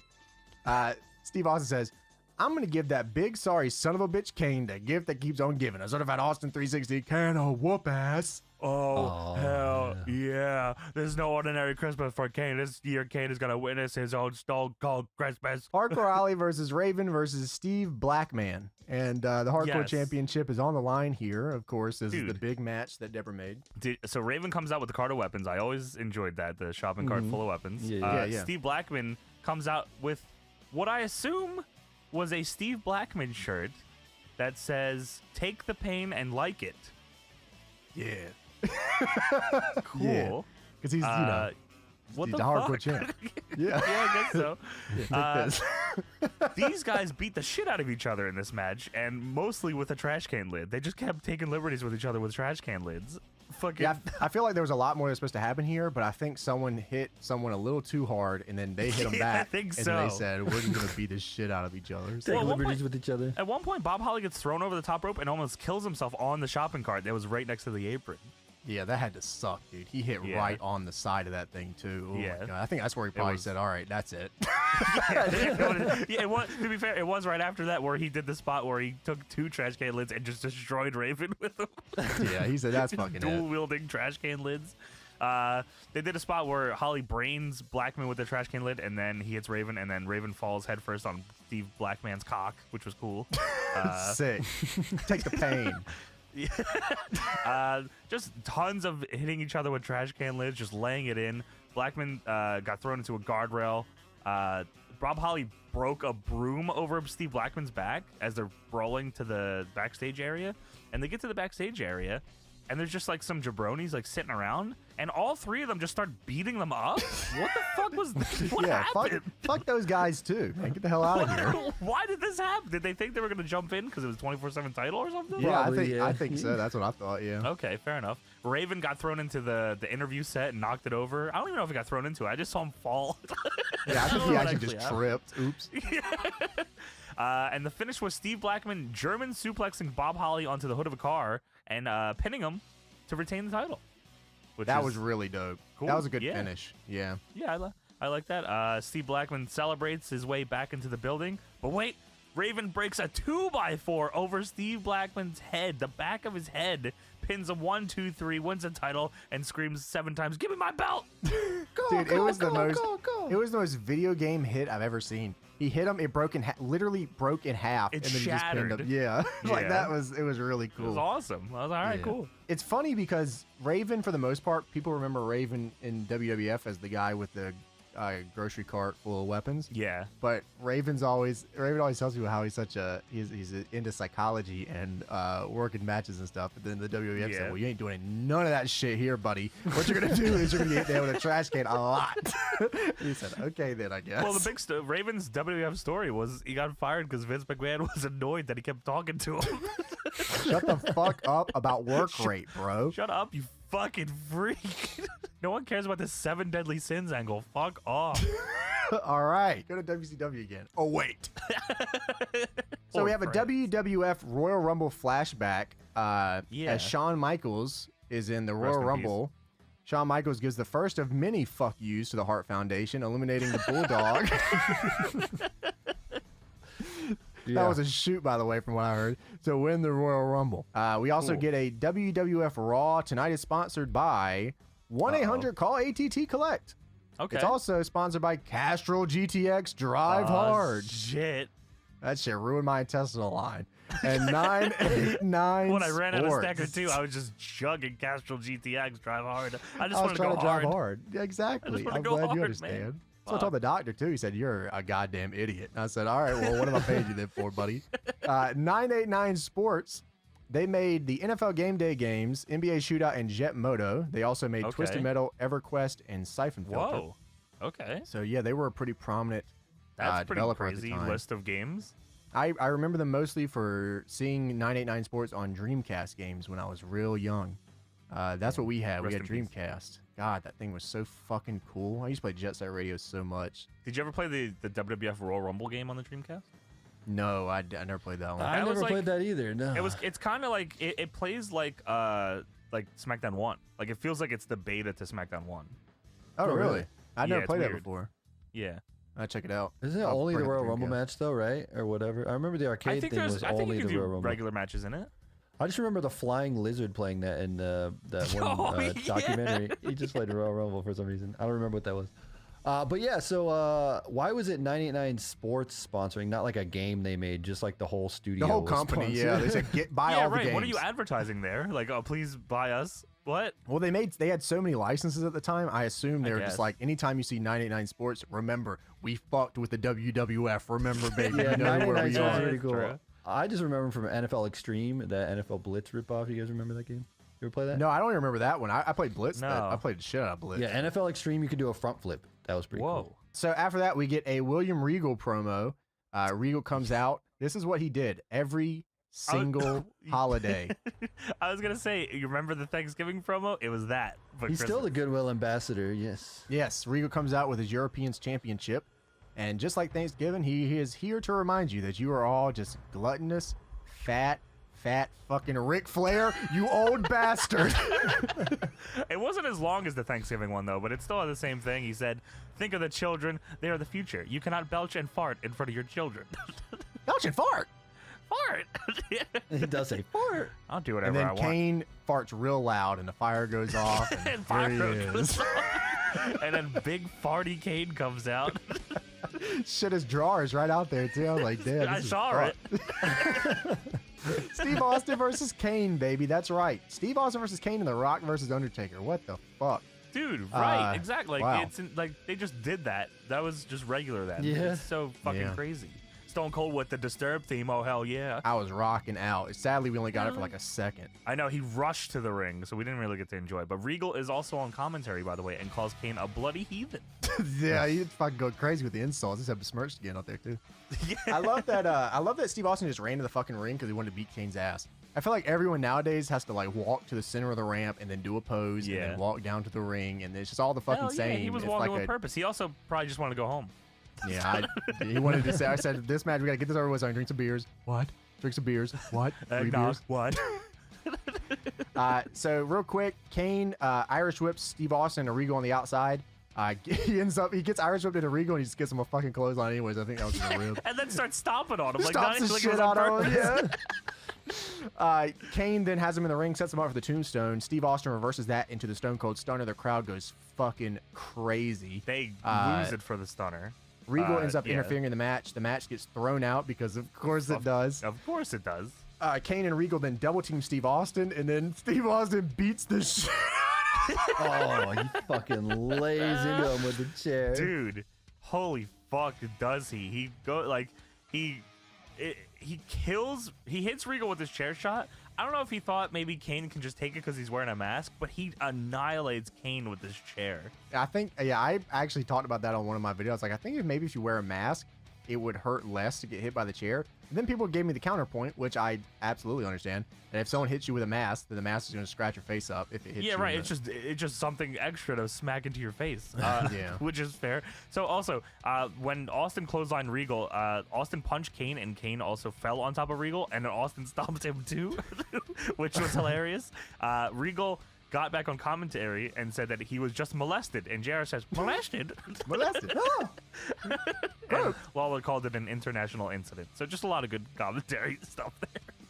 Well, he ends up beating both their asses and then gets some beers and it's drinking time, baby. This was like the Steve Austin special on holidays. No contest, beer drinking. Thanksgiving, did he just stun the ref and leave? That was it? Dude, yeah, he was in a tag, right? Was that the tag match one where he just stunned the ref and left? yeah, he just left. See ya. Cool. They played his music and Jericho's like, what the fuck? We still got more spots to do. Jericho was doing the lion salt as Austin celebrating his DQ loss. Yeah, that's true. Yeah. I love that nothing here matters except kicking somebody's ass, hitting the Stone Cold Stunner, and then drinking beers. Hell. The crowd is like, yeah, this is what we fucking came here for, baby. That's all you wanted to see. You didn't care what happened. You just want to see Austin hit that stunner and then raise some hell and drink some beer. That's all. I'm about it. Yeah, nobody can touch that, man. That's the ultimate wrestling career in a nutshell. Watching this match though back, I'm like, man, there's no wrestling like this anymore. Like the way these two wrestle and this type of match they have, like that doesn't happen anymore. There's a lot more punching. There's a lot more punching in older matches. It's a lot of brawling, and good punches, right? It doesn't, good, Oh, like dude, snug, Austin's punches. like yeah. I don't understand. Like, I don't know what it is. I think judging wrestling punches is I couldn't tell you what I look for in a wrestling punch, like what makes a wrestling punch good, because like Triple H has a way different punch than Austin, but I think both their punches are really good. Jeff Jarrett's punch Jerry is Lawler incredible. has a different punch than all of them. It's like I don't know what it is. Maybe it's just what you put behind it. I actually wrote down. I'll go ahead and talk about it. I wrote it down in the Undertaker and Rock match because Rock's was good too. Yeah. It's crazy how much utility being able to throw a good punch gives you. Like, sure, you don't have to worry about doing 100 spots if you can throw a good punch, because all you can create that drama just by punching somebody. You know what I mean? And they don't even like punching is almost non-existent today. I would rather, if you can't throw a good punch, then just throw a forearm. I'd rather you not throw a punch than throw a shitty punch, to be honest with you. I agree. It'll straight up ruin it. I mean, because that's the one thing that people know about, getting punched in the face. Like, most people would probably have an idea what that is, and if you fuck that up, that match is fucked. Who I think is like, I guess it's maybe you're right. Maybe people don't throw punches. I'm trying to think of somebody that has a good punch, but I can't think of anybody that Dude, when Jarrett came back on Raw and was punching people, it embarrassed everyone on the whole roster. Yeah, my God. Because he trained up with Jerry Lawler and them. They ran Memphis, and like that was. But even like you said, Jarrett's punch, it's so much different than Austin's, but it's still great punches. The biggest thing too is how somebody starts selling it. I mean, they have to sell it too. Yeah. That's a big thing. Well, guys like Kane and Undertaker can sell it great because when you have long hair, you can just like throw your whole fucking head back and it looks like it's going everywhere. It's crazy looking. Well, in the mid 2000s, ROH actually made that rule. They're like, you can't throw punches here. Like that was like one of the rules was like you can only throw forearms, which and chops. It saved a lot of those guys because I'm sure they couldn't throw punches at all. But also maybe it hurt them because then they never learned to throw one either. Well, it worked out because throwing punches just never came back. It never came back in style. Yeah, I guess you're right. It's still Fair not enough. a thing today. Yeah. So Steve Austin versus Kane ends with Austin leaving, drinking beers. Everyone's fucking happy. As it should. Jerry Lawler, right as it's about to cut to black, goes, "That was the ultimate besmirching." Call back to the Thanksgiving episode where The Rock kicked Regal's ass because he said besmirched. Hell yeah. That was the only reason he kicked Regal's ass because he said besmirched. He said, besmirched, Tom. Oh, yeah. I'll show you besmirched. Undertaker cuts a promo backstage. Michael Cole's waiting at the bottom of a set of stairs. I guess he just knew Undertaker was going to come down. He He always knows when someone's going to be there. Like, how do you know The Rock was walking in just then? He said, whoa, we got you. That's why I like on AEW, but Alex Rodriguez is like sprinting. He's like, oh my God, I can't believe I found you. Dude, the end of that show, I can't wait. We'll get there. Yeah. Undertaker mouth full of dip. Ew. I mean, this dude's spitting on the floor. He's That's what I said. He's got the biggest thing of chaw in his mouth. Fuck. Yeah, well, he's, that's his gimmick at this point, man. He's the working man. Undertaker says, me and The Rock don't like each other. Rock runs his mouth. He's all talk. I'm all bite. There's 2 big dogs, 1 yard. See who has the bark, who has the bite. Well, Undertaker, you just told me that The Rock is all talk and you're all bite, so we already know that answer. He said, if Rock tries me, I'll make him famous. Damn, that's Chris I Jericho's love that line. line. That's a good line. Yeah, why the fuck do you steal Jericho's shit? Stole Jericho's line. That's fucking... Then we get the written by Jerry Lawler part of the night. We get the cat. The cat comes out here to wish Jim book my wife. Ross a Merry Christmas. She gives JR a present. It's a VHS tape. JR sees as a Divas video and says, and Daddy likes videos. And of course, Lawler says, "Oh, you got anything for me?" And she says, "I know what you want for Christmas, and I got it." She gets up on the table, and as she's obviously going to do something for Lawler, and JR angrily sitting there says, "Oh, I just got a video." I ain't even got a fucking VHS player. That's really good. The cat disrobes, and Lawler goes, "Ah!" He's never seen his wife in lingerie before. I guess not. This is just the exhibitionist cock moment of the night. I don't know what's going on here. She disrobes, has the fuzzy lingerie thing on. I don't know what this is. What is going on here? Wouldn't this trope be like, oh, King wants her to show, but then she doesn't, or she like kicks him in the balls or something? Like that kind of thing would have went down. If it was up to Jerry Lawler, she would have just been full spread, pussy out on the announce table, and JR snapping pictures. This is how we do it in Memphis. Let me see that thing. We got to see Jerry Lawler get his first kiss. It's funny, the double standard. The crowd loves this, but they hate that whore Stephanie, that big ass slut. Fuck her. Yeah, you're right. Yeah, They're like, but then the cat comes out, hell yeah, get naked. Yeah, show your titties and pussy. The cat and Jerry were married for a bit. They got divorced, obviously, and then the cat remarried Kazarni. If you guys didn't know that. Yeah, it's pretty cool. Yeah, Kazarni's out there getting it. Now he's getting kisses on Christmas. Damn. We get TNA backstage. Stephanie goes, where the fuck is Trish at, guys? Because she obviously thinks that Trish is with Testin Albert, by the way. That's TNA, not TNA. It was wrestling. Jeff Jarrett and Rikishi. Monty Brown. They're all dressed up like Sting. It was really weird. Tess says, I got a good idea where Trish is at. She's eating soup, if you know what I mean. And Albert, what does that mean? Albert has to think about it. He says, "Wait, you think she's at the soup kitchen? Yes, you fucking idiot." I like Albert here. Yeah, he's great in this role. He's just big dumb dummy.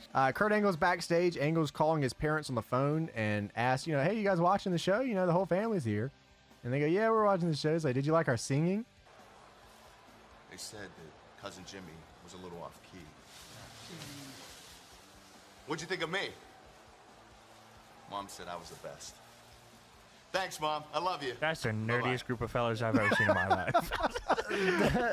Until he's on Chuck Taylor. So great. Oh, shit. Fuck you, Charles. This is just so good that Kurt Angle's like the family favorite because he has the Olympic gold medal and none of his brothers could hold up to him. Yeah, he's such a fuck. Mom said that was the best. He's Oh, perfect. fuck, I that mean, one he's literally stings. couldn't have been really any more is. perfect in this role. Yeah. TNA faces off against Too Cool. Banging it. Damn, that banging it. entrance goes. Dude, Grandmaster Sexay went so crazy on that entrance though. The shovel. Oh yeah, he was. The dude, shovel. the shovel dance. was going crazy. Yeah. Loved it. Stephanie McMahon comes out during this match here. I think she wants to have sex with Tess. I'm not too sure though. Slide. Stephanie ends up distracting Tess in this match, and then lets Grandmaster roll him up for the pin. Oh, dude, that whole match, I was like, fuck, they did call this dude that the whole time. Here's the Grandmaster. The Grandmaster? Yes, they did call him that. Not just Grandmaster, Grandmaster Sex A. Yeah. No, they just called him the Grand. JR never called him sexy. He always called him just the Grandmaster. The He's Grandmaster. Master. Yeah, what was that, JR? Huh? What? Yeah, just a straight up match here, nothing too crazy. Dude, they were chanting slut during this match too. Like, no, Yeah, I'm joking. They were. Dude, when she came out during this match though, and she hit the smile on the ramp, I was like, oh my god, I'm in love with 2007. Wow, I was just bedoozled She by was. that. I mean, this. I mean, next She to was just straight up GM, beautiful, next to GM dude. Stephanie, this is pretty top tier Stephanie here. We need to point out that Scotty did the worm and Lawler sang "Here comes Santa Worm, here comes Santa Worm." I just need you to know that. we actually that he didn't. did that. We actually didn't need to bring that up. I need you to know that but he did that. Thank you. Thank you for bringing that up. Albert is backstage with Stephanie McMahon, and he goes, "God damn!" And she goes, "What, I'll do anything Albert?" for you, baby. I'll do whatever you want, baby. Please, He I said, love you. Look, man, I'm gonna keep it real with you, bro. I will like every fucking post you post on Twitter. I have trickery for 2 Listen, I don't give a years fuck. now. Listen, don't worry about Tess. No one's ever had to worry about Tess. You worry about me right now. I'm the big man, and I love you, bitch. And she said, "Who are you?" I said, "Oh no!" Oh my god. And she's married too? Oh, that's fucked up, man. Married? Oh, exposed. That's the end of this. Albert says, "If you need anything, and I mean anything, I'm your man." And she goes, "Okay, dude." Try to remember his thanks, name. bro. All right, guy. You're like a brother. You're like a brother to me. Oh no! Hit him with the brother. No. What are you doing, step sis? So Chris Jericho, Chris Jericho and the Dudley Boys face off against Kurt Angle and Edge and Christian. This is Chris Jericho's match that he got, of course, with the guys that get the tables. I could have been anybody, but I guess it's the Dudley Table Boys. boys. Yeah. Yeah, we're coming down. Okay, maybe not that, but No, damn, it was, that's pretty it was, fucking It was cool. not that. It was just the. What was this theme? It was just the OG one, right? Yeah, it was just the OG one. Yeah, that's fine. Still a good song, though. I like this a lot. Yeah, sure. WWF Slam of the Week, presented by 1-800-COLLECT. Kurt Angle Olympic slams The Rock to let ENC win the tag titles. Cool. I swear to God, in this match, when the Dudley Boys did the "What's up?", that the sound got so fucking loud that it cracked the audio. Yeah, it did. You're right. I absolutely did hear that. That's so. It was so over. They were so unbelievably over. Everything they did popped this crowd. Yeah, I mean, it was good. It was incredible. Kurt Angle's family is in the front row. I don't know what the deal was here. Eric Angle tried to goozle. He tried to grip Jericho up by his neck and lift him in the air. And Jericho was having none of it. He's like, "What the fuck? I'm too big for this. What are you doing?" Two-hand goozle on Chris Jericho. Eric Angle. But then he just pie faced him instead. I said, "Oh, that's pretty good." Eric Angle's fucking crazy, and he gets what he deserves too, because the Dudleys powerbomb his ass off the stairs through a table, and the table breaks like crazy. This table. Oh, it exploded into a million pieces. Yeah, it was awesome though. Yeah, it was. It was really good. So this match goes to shit real quick. Once the Angle family gets into it, it's just fucking all over the place. Eric gets thrown to the table. ENC and the Dudleys end up fighting, and they just run up the ramp out of the arena. So we gotta go. We got other things to do. You know? We're out of time. It's just us. Just us. Y'all are good, but the rest of us are out of time. Jericho goes for the lion salt in the ring, but Kurt Angle gets his knees up. Then Kurt hits the Olympic slam and pins Chris Jericho. The family comes in to celebrate. The Angle family holds Chris Jericho, and then Kurt Angle puts the gold medals back on after the match. And then he Gotta get beats icy. him up. Gotta get icy. That was my favorite part. I was like, where the fuck did these gold medals come from? I don't. That He was always. incredible. He's always got them on him. That was great. He's got that thing on him. The Dudleys come back to make the save, but the Angle family's got to go eat dinner, so gotta go. Kurt's music got real fucked at the end. I don't know if you heard that too. Something No, happened what with happened? his music too. I don't know, something. His music like sounded real weird at the end. No, I didn't hear it. Did it just like start I didn't pay crackling or something? attention. No, I don't know. It might have been the same thing as the "What's Up" thing. Maybe they're just having audio problems because it was just like it sounded weirdly pitched or something. The Dudley Boys blew the audio up. Fuck. Yeah, probably. ENC's backstage. They tell Kurt Angle and the whole Angle family. They said, "We'll make the Dudleys pay for what they did. You'll pay for this." Oh no, they didn't do anything. They just came in to make the save. Nothing really. No, the Dudleys not. It's not. I mean, you know, Eric Angle shouldn't have been choking people. Yeah, what was this fucking deal? That guy's crazy. Weirdo. Right to Censor versus APA with Jackie is the next match. Bull Buchanan comes out and says, "How could y'all buy a shirt that says always pounding ass on it?"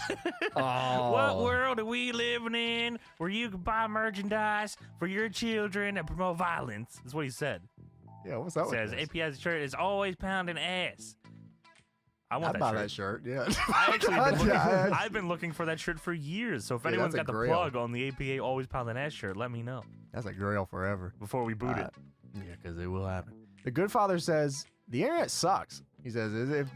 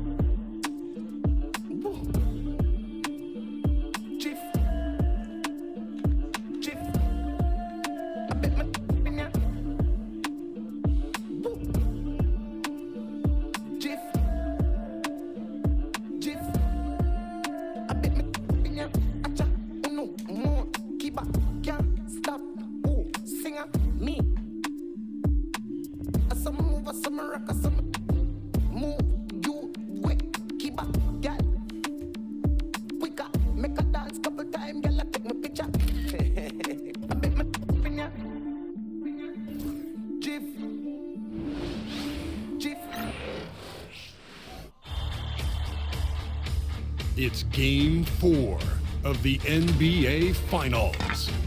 The visiting team have simply been on a rampage, storming through the finals, and with a commanding 3-0 lead, they now have a chance to do what very few teams have even dreamed of. Can they sweep their way to the Larry O'Brien Trophy in a Game 4 against the Philadelphia 76ers? Which heroes will rise? The NBA playoffs start now. We're on the verge of a clean sweep of...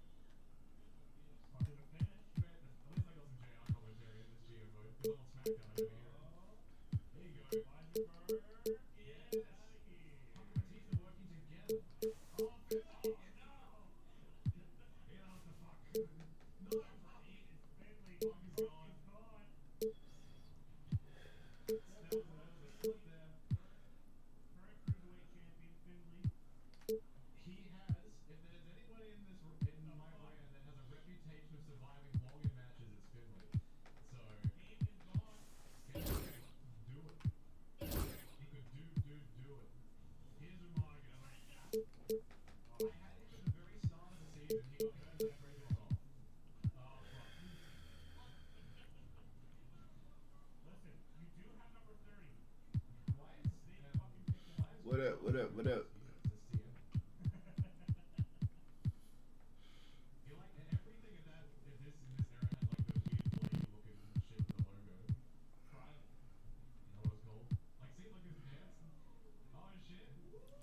Yeah, I'll follow back. I got you.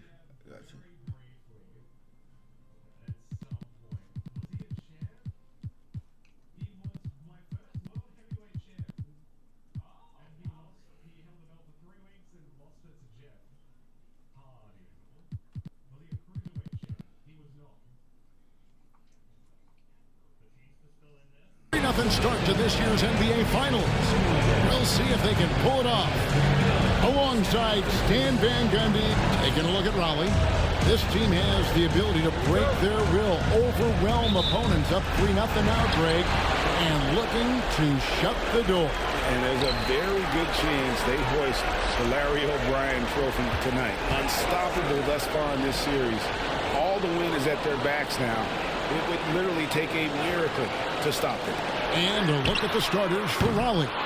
Chet Holmgren out there with James. Then there's Anthony Edwards. Then there's Shea Gilgeous-Alexander. And it's Gasol at center. And I like the mix of power and agility James has on the drive. He can go through or around the D. Tatum against LeBron. Over LeBron. And the rejection by LeBron. Chandler with the screen on Edwards. Shot clock at 5. James, the pass to Chandler. And stolen by LeBron. And now, here's Gilgeous-Alexander, the fast break champs. Edwards, no good. And that's a foul called on Shea Gilgeous-Alexander. That's his first foul. Raleigh making a switch here. Wade's checked in. Here's James. Checking in for the away team. Number 22. Smith outside. To the paint. Pass to Gillespie.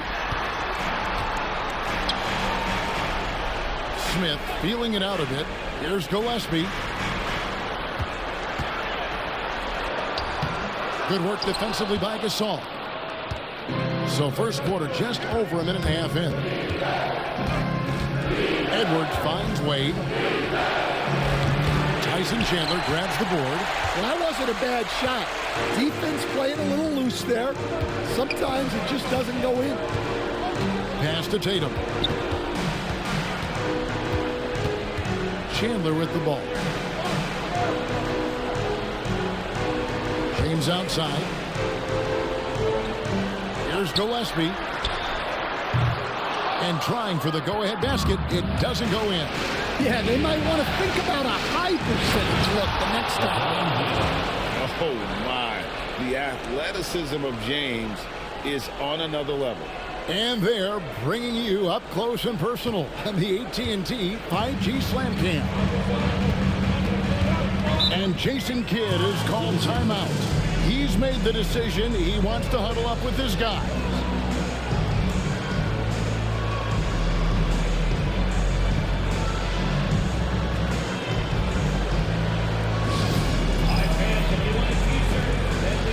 Gilgeous-Alexander's checked in for Dwayne Wade, 24. Let's take a look at the players who have pulled down the most rebounds during this postseason. Third is Tyson Chandler. And, of course, Chet Holmgren. Those two have been really aggressive in the paint so far this postseason. They've provided the kind of rebounding you need in this atmosphere. James good. Well, they missed their first 4 shots, but finally able to get one on the board. Sometimes you just need to see that first one go down. And James gets it to go. And I think LeBron is most comfortable inside using his length and athleticism. Smith outside. Pass to Tatum. Back to Smith. A 3-ball. Now in the scoring column with that bucket. 1 for 2 this game. And every team wants long guys who could also make threes. Smith checks both boxes. And foul on the shot, so he'll get a chance at the line. They're shooting their initial free throws of the game right here. And he makes the first. Udoka, he's checked in for Philadelphia. And so he makes both from the line. Well, he's been very good at the line, and we all know free throws can make or break you in the end. James. Oh, he blocked it and deflects off the backboard. Here's James driving the lane, and the dunk by LeBron. And pretty amazing the damage LeBron can do off the dribble at his size. Tatum dishes to Smith. Back to Tatum. Lets it go from deep. Raleigh with the rebound. This team has been cruising through these playoffs. Just 1 loss so far. Yeah, they've ripped through the postseason thus far, arguably playing their best basketball of the season. It's what you want this time of year. And he drew that call by establishing his base early and then doing a great job with the box out. Yeah, it's something we don't see a whole lot in games. Just too aggressive going up. Here's Udoka, and the rejection by Holmgren. And now Raleigh, fast break. Here's LeBron. Oh, yes, he did. 5 up and 5 down for him so far. And breaking down some numbers here, the hustle stats for Raleigh. Well, their defense has been really impressive, especially the number of blocks they've managed to get. It's not easy to keep denying guys at the rim. And another thing they've done so well is convert fast break opportunities. Great job trusting their guys and getting those easy ones. Shot clock at 6. Here's Smith. No good. Shot missing. Good D by Holmgren. Over in the corner, Edward. And he elevates for the slam dunk. Jason Tatum did not like that one. Yeah, Edwards has some big bounce in his step. And now the latest from our reporter, David Alder. Kevin, Jason Kidd and I talked a few minutes ago. We talked about the matchup problems that Chet Holmgren presents. He said defensively, Chet can warp the inside of the paint. And at the other end, he's going to drag his matchup out to the three-point line.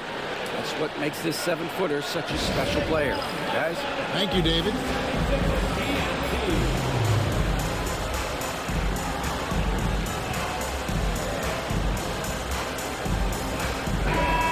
And the 76ers making a change here.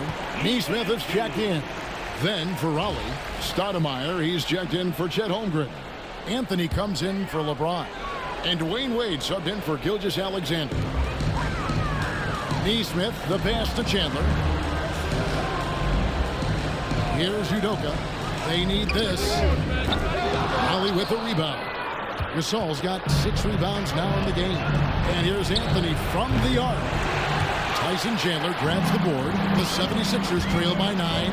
James has a 2-pointer. The 76ers again can't hit it. And I was sure that was money on that one, but everyone is afforded an easy miss or two. Yeah, it was a great look. Sometimes they don't fall. You've just got to keep taking great shots. Well, playing his role to perfection, using his size to control the glass for his team. Edwards, no good. Well, this hasn't been his quarter so far. He's really struggling to get going. James, the pass to Neesmith. Some nice ball movement here by the 76ers. To the middle. Here's Smith. And the shot is good. Dropping in off the front of the rim. Smith's got 5. Bringing back the mid-range. Jabari Smith Jr. Good looking screen by Gasol. Here's Wade. And they call the foul, so a chance at the line for one more coming up. And they're beginning to just flat out fall apart defensively right now, especially on the interior. Stewart checked in for the 76ers. Payton comes in for James. And there are so many reasons to be a fan of Wade. This young man's ceiling is sky high. Pass to Stewart. And the officials calling for a 3-second violation. Goodwin's checked in for Payton.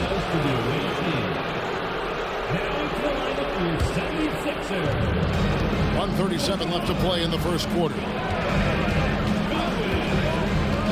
It's Edwards on the wing. And again, no good by Raleigh. He just doesn't look like himself this quarter. Something's missing. Yeah, and sometimes guys just start pressing. The best thing for him is to just slow it down and concentrate on solid shot selection. The 3 from Anthony. Now in the scoring column with that bucket. 1 for 2 this game. And the defense looks soft early on. They've got to sum it up. A little more sense of urgency. Goodwin passes to Smith. Fade away. Carmelo Anthony grabs the board. Well, you have to like their work on the boards, Kevin, particularly here to start the game. Wade finds Edwards. Off target from outside. And it's Goodwin with the ball for the Philadelphia 76ers. 11-point game. Come into this one after losing on Sunday. And guys, there's really a fine line between being aggressive and being out of control. In that one, they crossed the line. Yeah, well, once things start going in that direction, regaining your composure defensively is not easy to do. Raleigh shooting their 4th and 5th attempts at the free throw line tonight. And in terms of raw shooting ability, Carmelo Anthony is clearly gifted. Now it's just the question of how coachable he is and how he grows as a player. Here's what Philadelphia's going with right now. Bobby Portis is checked in for Jabari Smith. Jason Tatum comes in for Neesmith. Mann subbed in for Goodwin. Portis, the pass to Mann. The 3 from Tatum. No good on that one. And so is Raleigh with a 10-point lead. Some breathing room heading into the break. They're shooting the ball so well in this one. A great performance from the field. Don't go anywhere. We'll be right back.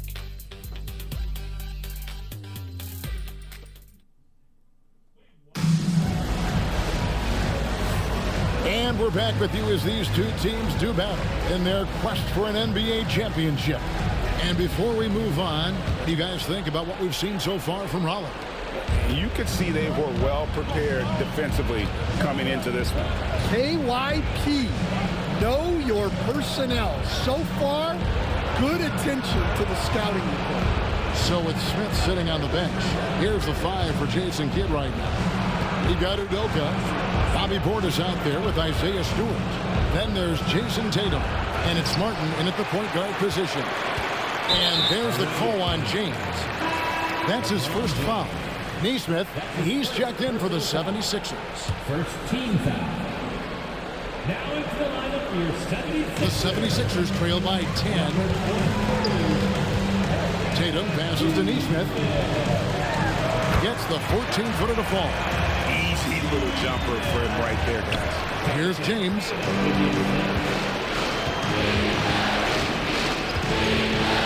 Over Tatum. LeBron playing like a big man inside. His strong shooting has really helped them secure this lead.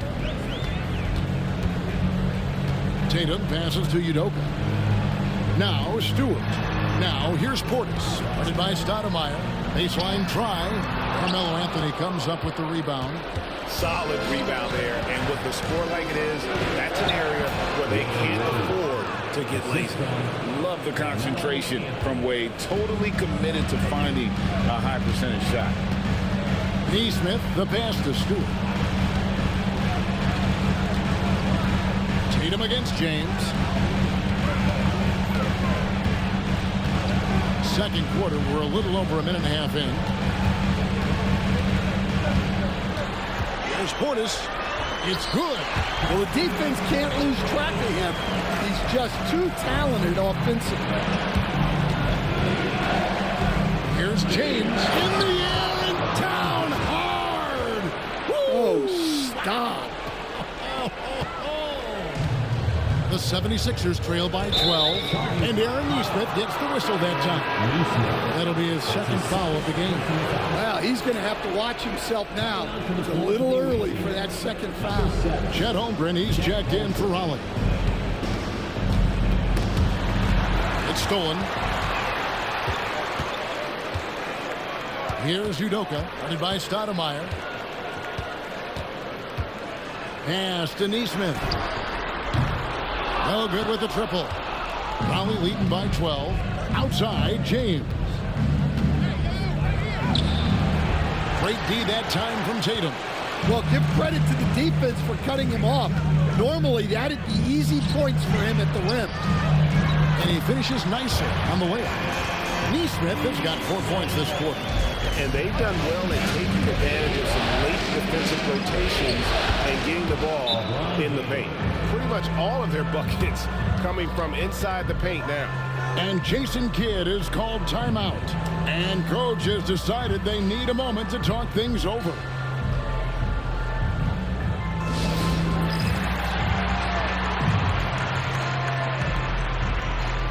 So both teams changing it up here. Here's a look at the 2K leaderboard with the list of the best shooters during the postseason.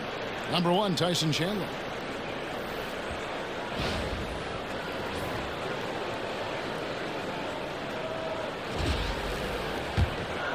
Here's Gillespie.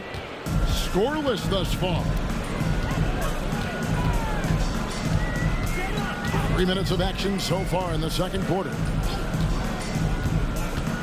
To the inside. Here's Chandler. Ollie with the rebound. Edwards kicks to James. James making it look easy from deep. Well, he's been very efficient in this quarter. Keep getting him the ball. Pass to Stewart. And in the second quarter, a little under 3.5 minutes played already. A floater and the rejection by James. And the ball goes out of bounds. Last touch by James. And some changes here for the 76ers. Smith checked in for Stewart and James subbed in for Udoka. Kicks it out to James. And the dunk by James. And, you know, the more you watch Smith, the more you marvel at his feel for the game. And it's James missing. The 76ers trail by 13. Pass to Gillespie. Shoots from the baseline. It's Chet Holmgren with the rebound. And so James will bring it up for Raleigh. And that one clearly a foul. Gets the whistle and 2 shots coming up. Jabari Smith picks one up. Oh, great play by James. Runs into some hard NBA level defense and still gets the shot off. And James drills them both. 76ers have gotten a little under 50% of their second quarter shots to find the mark. 4 of 9 all told. Smith kicks to James. Tatum wide open. He fires one. Tatum from 3. That's what makes Tatum so dangerous. Offensively, he doesn't need the ball in his hands to be effective. With some arc. Great D that time from Tatum. Oh, this is exactly the kind of opportunity you don't want to waste. Got a piece of it. It's stolen by Stoudemire. Holmgren with it. Now Smith defending. Here's James. LeBron James just too strong. And just no fear from James, rumbling his way inside. James outside. It's stolen by Edwards. And stolen by James. Here's Gillespie. Fouled on the shot and picks up 2 points. So 1 free throw coming up. And they keep hammering away at him inside, forcing the ball into the paint. And Philadelphia making a change here. Udoka's checked in.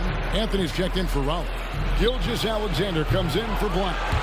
And on an open look like that, he's very gifted at making the weak coverage pay. Here's Smith. And a miss there with a chance to cut the lead to single digits. Raleigh leading by 11. Here's Edwards. And Chandler sends it back. And how about the basketball IQ of Chandler? Just knows exactly when to sky and commit to blocking shots. For 3, Edwards. That's in there. Anthony with the assist. Edwards got 5. And they're right around 50% for the game on their threes, and they've only gotten better as the game's gone on. Pass to Gillespie. Anthony with the defensive effort. Raleigh has gone 3 of 6 tonight when they've let it fly from downtown. Gilgeous-Alexander passes to Stoudemire. Back to Gilgeous-Alexander.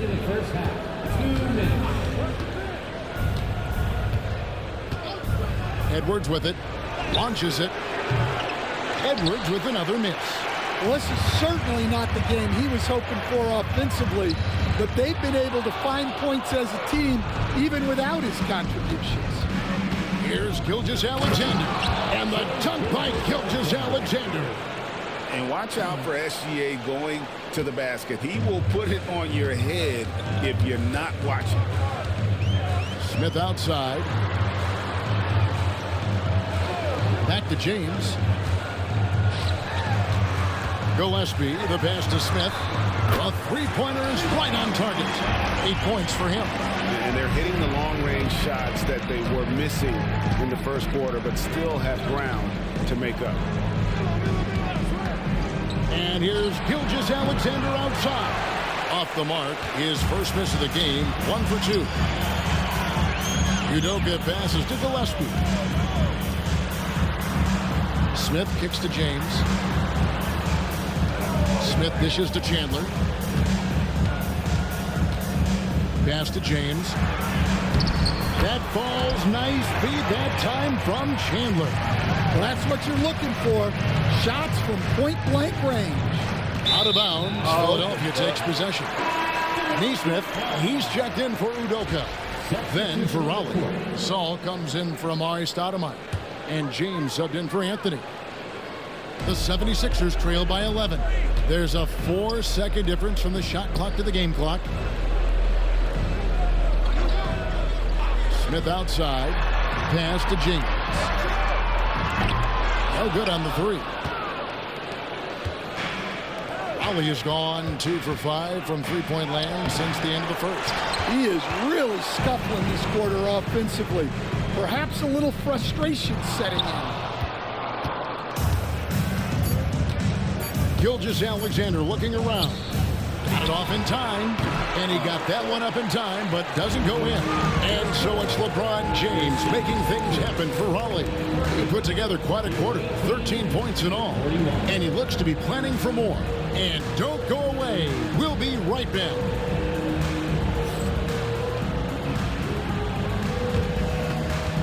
Fans, please direct your attention to center court and get ready for the fan half-court shot. Drum roll, please.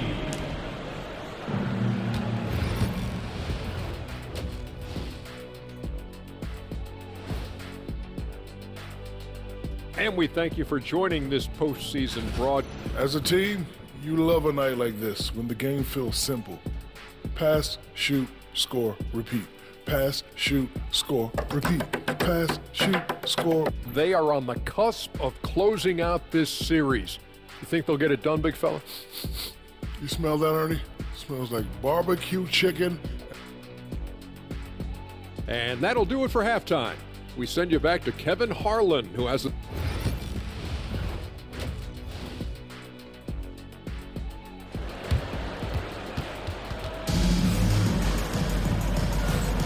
And we welcome you back to Game 4 on 2K Sports. It's been a clinic out there by James.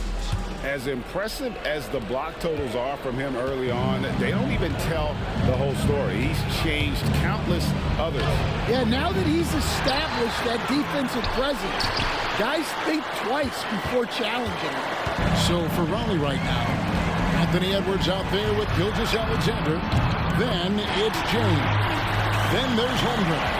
And it's Gasol with the 5 down low. And a wide open look for James. And right away, they match it with a three-pointer of their own.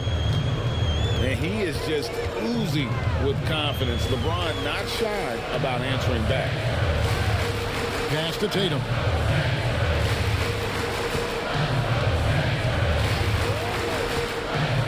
Down low. And the dunk by Chandler. And Tatum's passing ability really makes him a problem in that pick and roll. No wasted motion, always slicing and dicing the defense. Holmgren gets the bucket. That pick takes the D totally out of the equation. Yeah, you've got to lock and trail hard. You can't allow him a clean look from that. In the corner, it's James. From outside, off the mark. Just a solid performance on the interior. The rebounding has been off the charts. James, no good. And so it's Smith with it. He'll bring it up for the 76ers. They trail by 11. And they're pushing it up. Here's Gasol. Finished off the break. And we rave about Powell's touch, but how about his toughness, willing to just go to battle inside? And Jason Kidd is called timeout. Wants to regroup and go over the strategy. Get ready, everyone. You see yourself on the screen, and you show us your best moves. Let's go.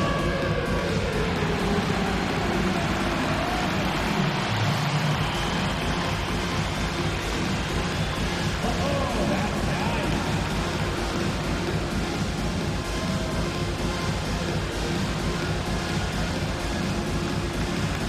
Let's see those dance moves.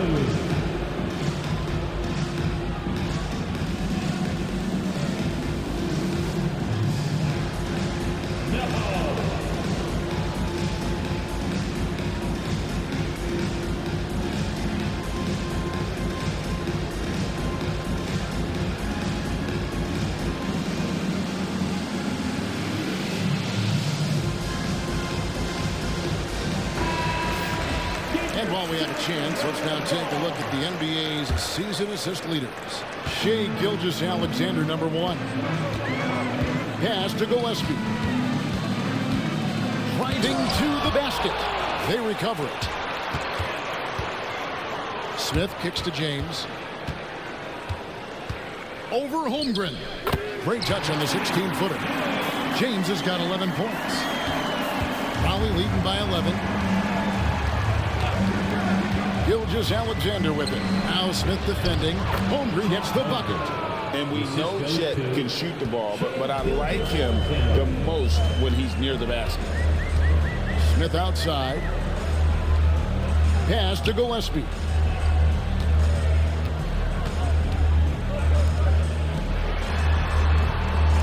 '76ers moving the ball around. Tatum's shot is off. It's a +5 advantage for them in rebounding after that. The drive. And it's a great finish! Oh, my. What an athlete LeBron is, showing off the vertical on that slam. And that's life above the rim, courtesy of our AT&T 5G Slam Cam. Back to James. Pulls it from the elbow. Chandler kicks to James. Shoots over Gilgeous-Alexander. James, no good. For Raleigh, they've gotten 5 of 8 shots to fall for them in the third quarter. A nice 62% from the field. The 76ers trail by 15. Smith drawing the double team. And the dunk by James. And didn't do anything fancy there, but didn't need to. Nope, his only concern right now is getting the points on the board. I don't mean style points.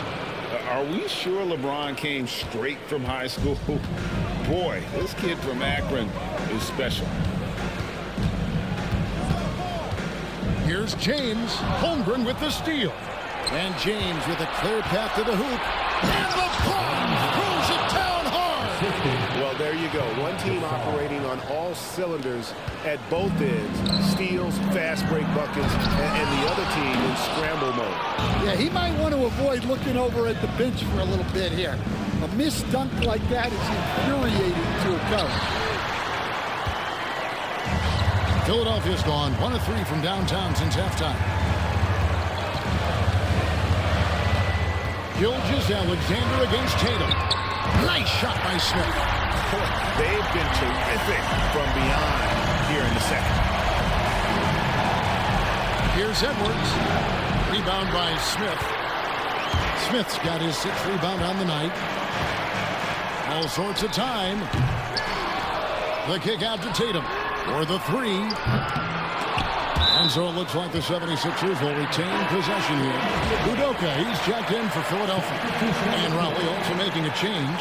Stoudemire, he's checked in for Holmgren. And Philadelphia has possession. It's a 14-point game. 5 on the clock. And here's Tatum for 3. Tatum with another miss. Well, he just doesn't have it right now. It's as simple as that. And his team is struggling as a result. Philadelphia has gone a less than productive 2 of 6 from three-point land in the second half. Offline with his 3. Well, so far in the second half, he hasn't been able to get another 3 to fall. Gilgeous-Alexander passes to Gasol. And it's really smart to get Gasol moving in these pick-and-roll plays. He's not only an amazing passer, but a terrific scorer as well. Smith outside. Good, and it's Tatum picking up the assist. Tatum's got his 4th assist with that last one here tonight. Stoudemire setting the pick for Gilgeous-Alexander. And stolen by Tatum. Here's Gillespie. And the rejection by LeBron. One of those guys with boundless energy. LeBron James, elite potential in really every phase of the game. Gilgeous-Alexander against Chandler. Gasol. And he's fouled pretty hard on that shot, but he's got the chance to pick up the points at the line. And I like the fact that the defense is looking to protect the rim at all costs. And Gasol is a guy who can do a multitude of things well. I mean, he scores it, rebounds it, passes it, just an all-around talent. Wade, he's checked in for Edwards. Outside, Payton. Had a chance there to cut it to single digits, but it's off target. And Gilgeous-Alexander's got the ball here for Raleigh. 17 points was their biggest margin. He's been in total control offensively, and the defense has had no answers. Bounce pass, Smith. Stewart kicks to Payton. 1:05 left in the third.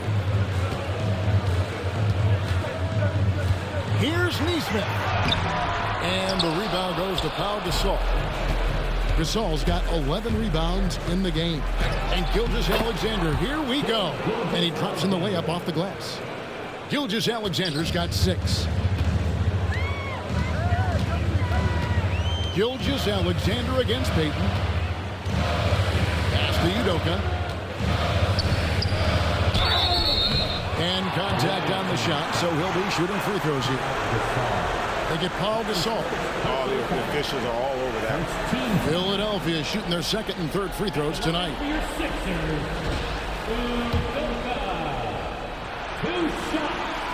First one falls for him. Some changes for Raleigh. Holmgren comes in for Gasol, and it's Anthony Black in for Gilgeous-Alexander. 6-second difference between shot and game clock. Here's Wade. Yes, it's James picking up the assist. He has 7. And there's a pattern starting to take shape here. They're working it inside and getting good shots from close range. Payton surveying the floor.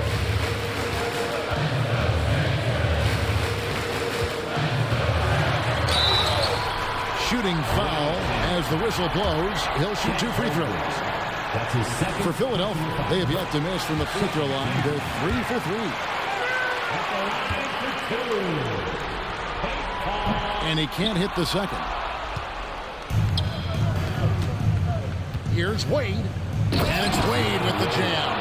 Terrific ball movement leading to the basket. You love to see it. Payton from outside. And so is Raleigh out in front by 17 points at the end of the quarter. And now a sneak peek into the huddle with Coach Jason Kidd. We're not talking to each other.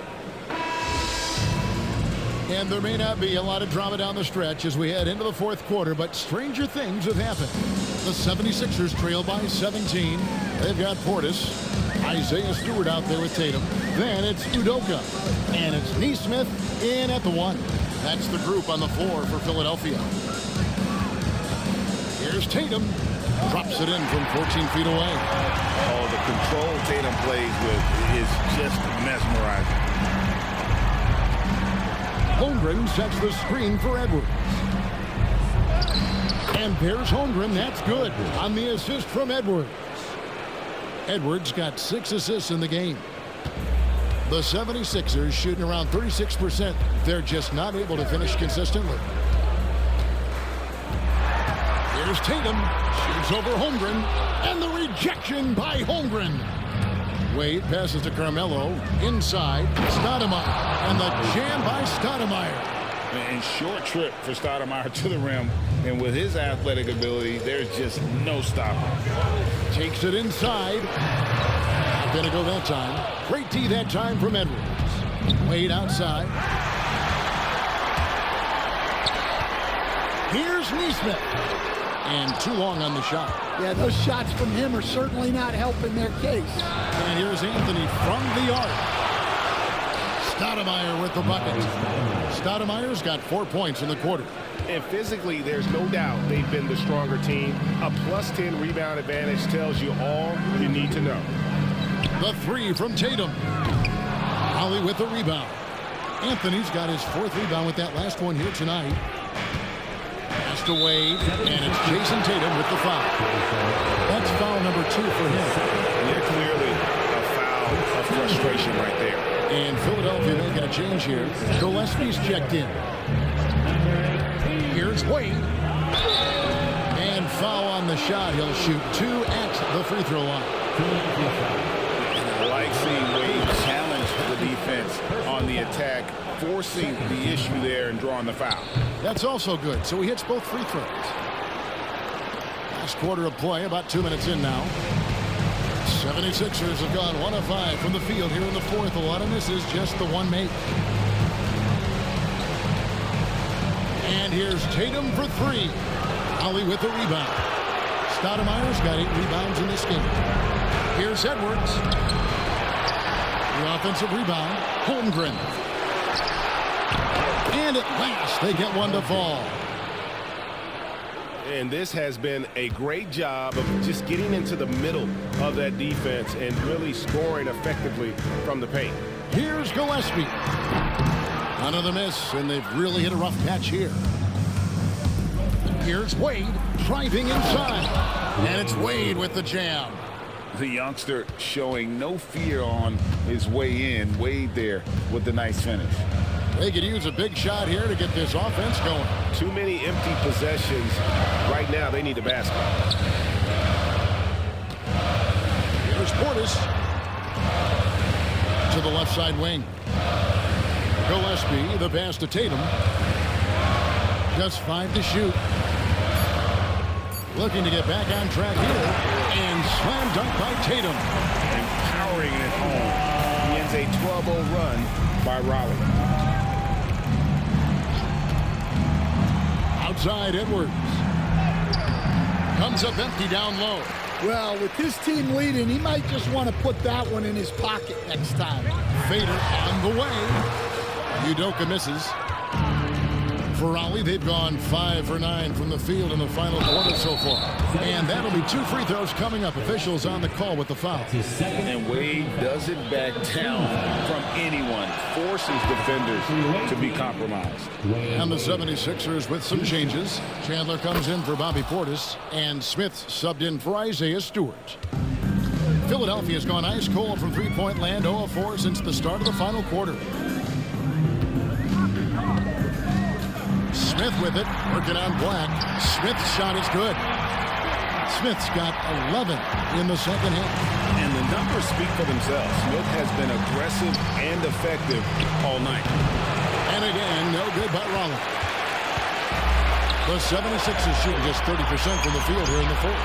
A huge slam, a perfect end of a fast break. And his competitiveness showing through. That's an aggressive finish.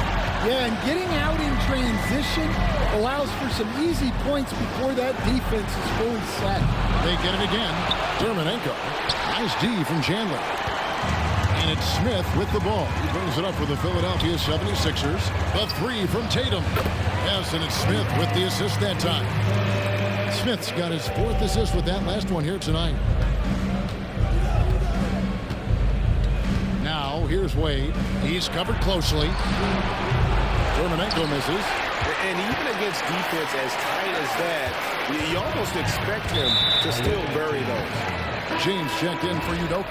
That's his 2nd personal foul. First team foul. Coming up to the floor for your Sixers. Tatum passes to Chandler. And the dunk by Chandler.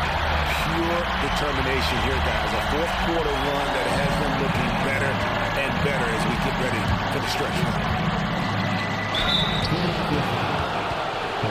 And a moment here to take a look at the scoring breakdown for Raleigh. Well, they've been owning the painted area offensively. I love the intensity they're playing with that. And we also got to talk about the damage they've done inside. The opposition having a hard time keeping that ball out of the paint. Smith outside. Gilgeous-Alexander with the steal. Wade with it. He's picked up by James. That one falls. Wade's got 9 points in the quarter. Oh, big scoring night for Wade. Many more of these to come. Here's Gillespie. Gilgeous Alexander cover. And he recovers it. Left side, Tatum. They get a hand on it. On the wing, James. Raleigh with the rebound. Gilgeous Alexander's got his 4th rebound with that last one here tonight. Shoots over James. Gilgeous Alexander can't get it to go. One-on-one here. And Wade sends it back. And it goes out of bounds. Last touch by Wade. And Philadelphia calls time here. They're behind by 21. And now we present our New Balance player of the game, LeBron James. And guys, he's been about as close to perfection as you can be. The intensity he's played with has been amazing. Just no let up. And as fired up as he's been, he's never let his emotions get out of control. And you know, his performance tonight is going to make the championship all that much sweeter for him. He knows he has been the biggest factor in earning them that trophy.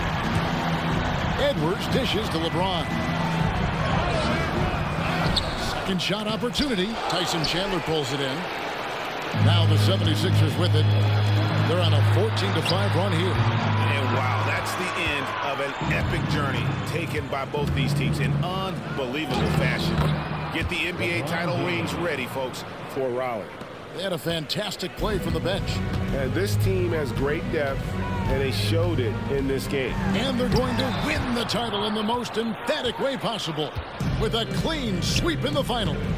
And guys, once they got them down 3-0, it could taste that championship. There just was no way they were letting them off the hook. They came out with a little something extra and just made sure that we were going to see a trophy presentation here today. The one player that really stands out, of course, in this one, it was a dazzling game for LeBron. Well, bottom line, he was just unstoppable at times. Not much you can do when he's playing with that kind of confidence. Inspired tonight. They fought hard and at crucial points just made the plays. Yeah, they saved their best basketball for this home stretch, and they certainly earned this one. Here's Gilgeous Alexander. It's blocked, and that's a foul called on Shai Gilgeous-Alexander. That's foul number 2 for him. That's his second personal foul. Second team foul. Philadelphia with the ball. Substitution on the court. James looking around to the middle. It's tipped. Stoudemire kicks to Anthony. And the 3-ball is good. Yeah, they've sucked the energy out of this arena. Tremendous effort on the road. Yeah, and winning games on the road is huge, especially when you get... And they've done it, the new NBA champions. A big thank you to everyone who made it out to tonight. Oh, to be crowned a champion on the road is something else. To win and to do it with a crowd that was so emotional and so into this game, you've beaten the team and you've conquered everything that this great arena holds. Yeah, it's a bittersweet moment for the home crowd, but our full credit to the victors and the amazing job they did to never lose focus or drive. And boy, this is the moment they've been working towards all season long. And even though they don't get to celebrate in front of their home fans, does not take away from the satisfaction. Congratulations. Enough money out here for all of us, man. Hello. Congratulations.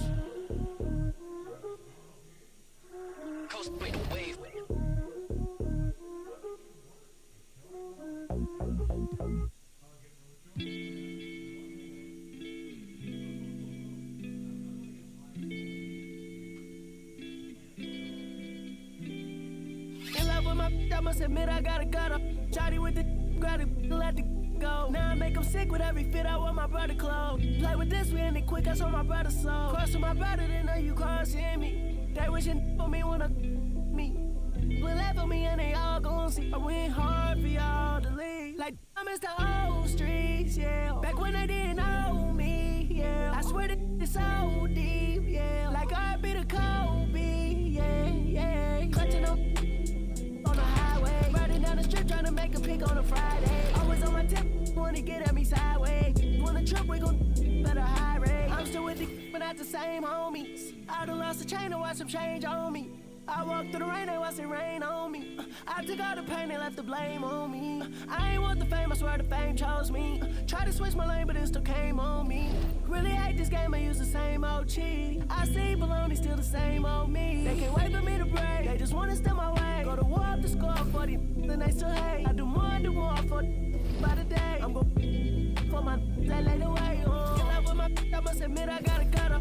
Tidy with the grab it, let the go. Now I make them sick with every fit I wear my brother clothes. Play with this, we end it quick, that's on my brother's soul. Crossing my brother, then know you crossing me. They wishing for me, wanna me. Will laugh for me and they all gon' see. I went hard for y'all to leave. Like I miss the old streets, yeah. Back when they didn't know me, yeah. I swear that it's so deep, yeah. Like I be the Kobe, yeah, yeah, yeah. Yeah, yeah.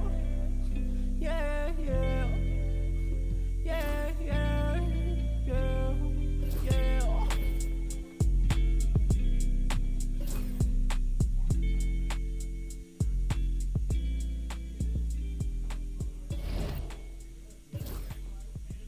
Chris Paul.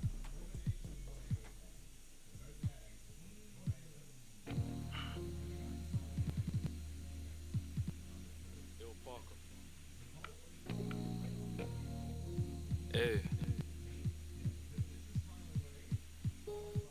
I'm that same old body with the steez. In a baked outfit, got a shark on the hood of my top and the ape on my tee. Been a minute since I linked with the bro, said link up soon, let's talk over tea. These days it's all about flexing, talk about bro, I'm trying to make this pee. I got a text from the bro in Cali telling me sit tight, gonna make me a beat. In a guy for the stylish babe on a stylish date, trying to make me a treat. She tryna talk about rovers, it's over, I'm tryna bag this dream. 2 sets, let me take this call, gotta ski real soon, tryna pattern this G. It's been OT nights, bit far from the den, tryna get big checks and the cash flow speed. A couple boys on the block, man, I've been lapping on locals and socials, man's looking all hot. Tell the youth to stay off the violence and make peace, don't worry about. I'm just keeping it real, man, you know my dough, trust me, big words to my pops. In the yard at the ends with the broski, man, you know me, I'm taking. Don't talk like you know my thing when you're around my I send you to the shops. My bro just came uptown with the latest trends and a few odd cops. In a vintage whip, just gliding, stay sliding in a coupe drop top. Hey, baby girl, I got Tino Tetley. Wait, tell me why you never come check me. You tell me that I'm way too spendy. Wait, babes, I'm just too flexy. I got eyes on my chest, that's Fendi. Get to a high class. I'm still in a tech fleece. My bro got a coupe, that's a Bentley. Money come nice, get plenty. Got a foreign little baddie in the crew with the face caked up, but you know that's. Took a snap in the E-class coupe, now she tryna ask who's picking up in the Benz. Come off that flex, man, I'm not tryna flirt, man, you know I'm just friendly. These times, man, I might with the losing the way to a crib, so she know I step pricey. Her old man left like a weirdo, I'm a hero, man, he ain't nothing like me. Can't force my flex at the function, do it nicely, be subtle, man, lightly.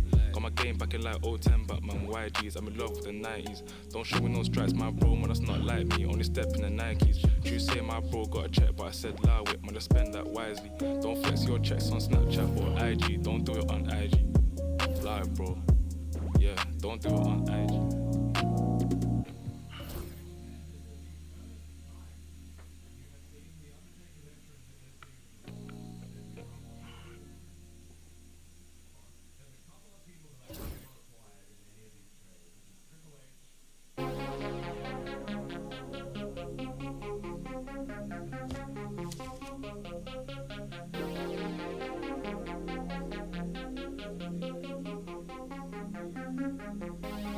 Take me to the dark side, baby.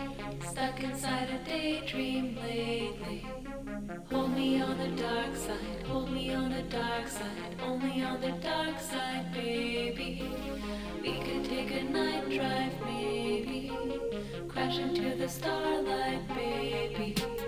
We could do it all night, we could do it all night, only on the dark side, baby. All my friends, they call you crazy, but I've been thinking about you lately. We can turn the lights off, we can turn the lights off, only on the dark side, baby.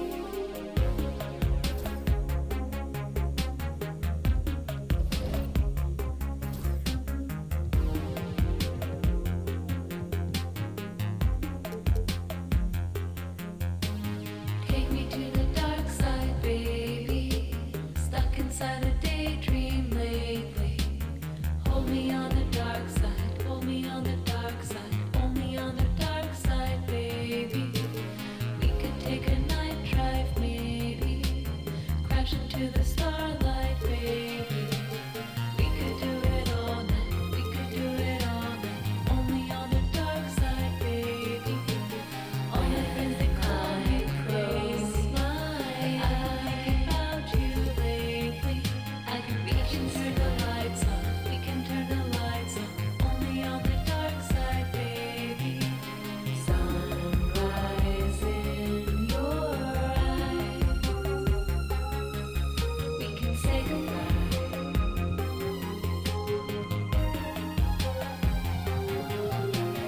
Born inside a storm, under city lights.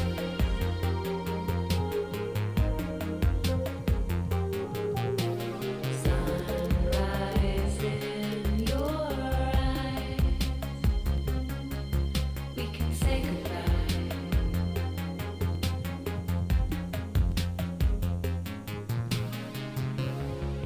Tell me your name, flickering flame. Tears on your face.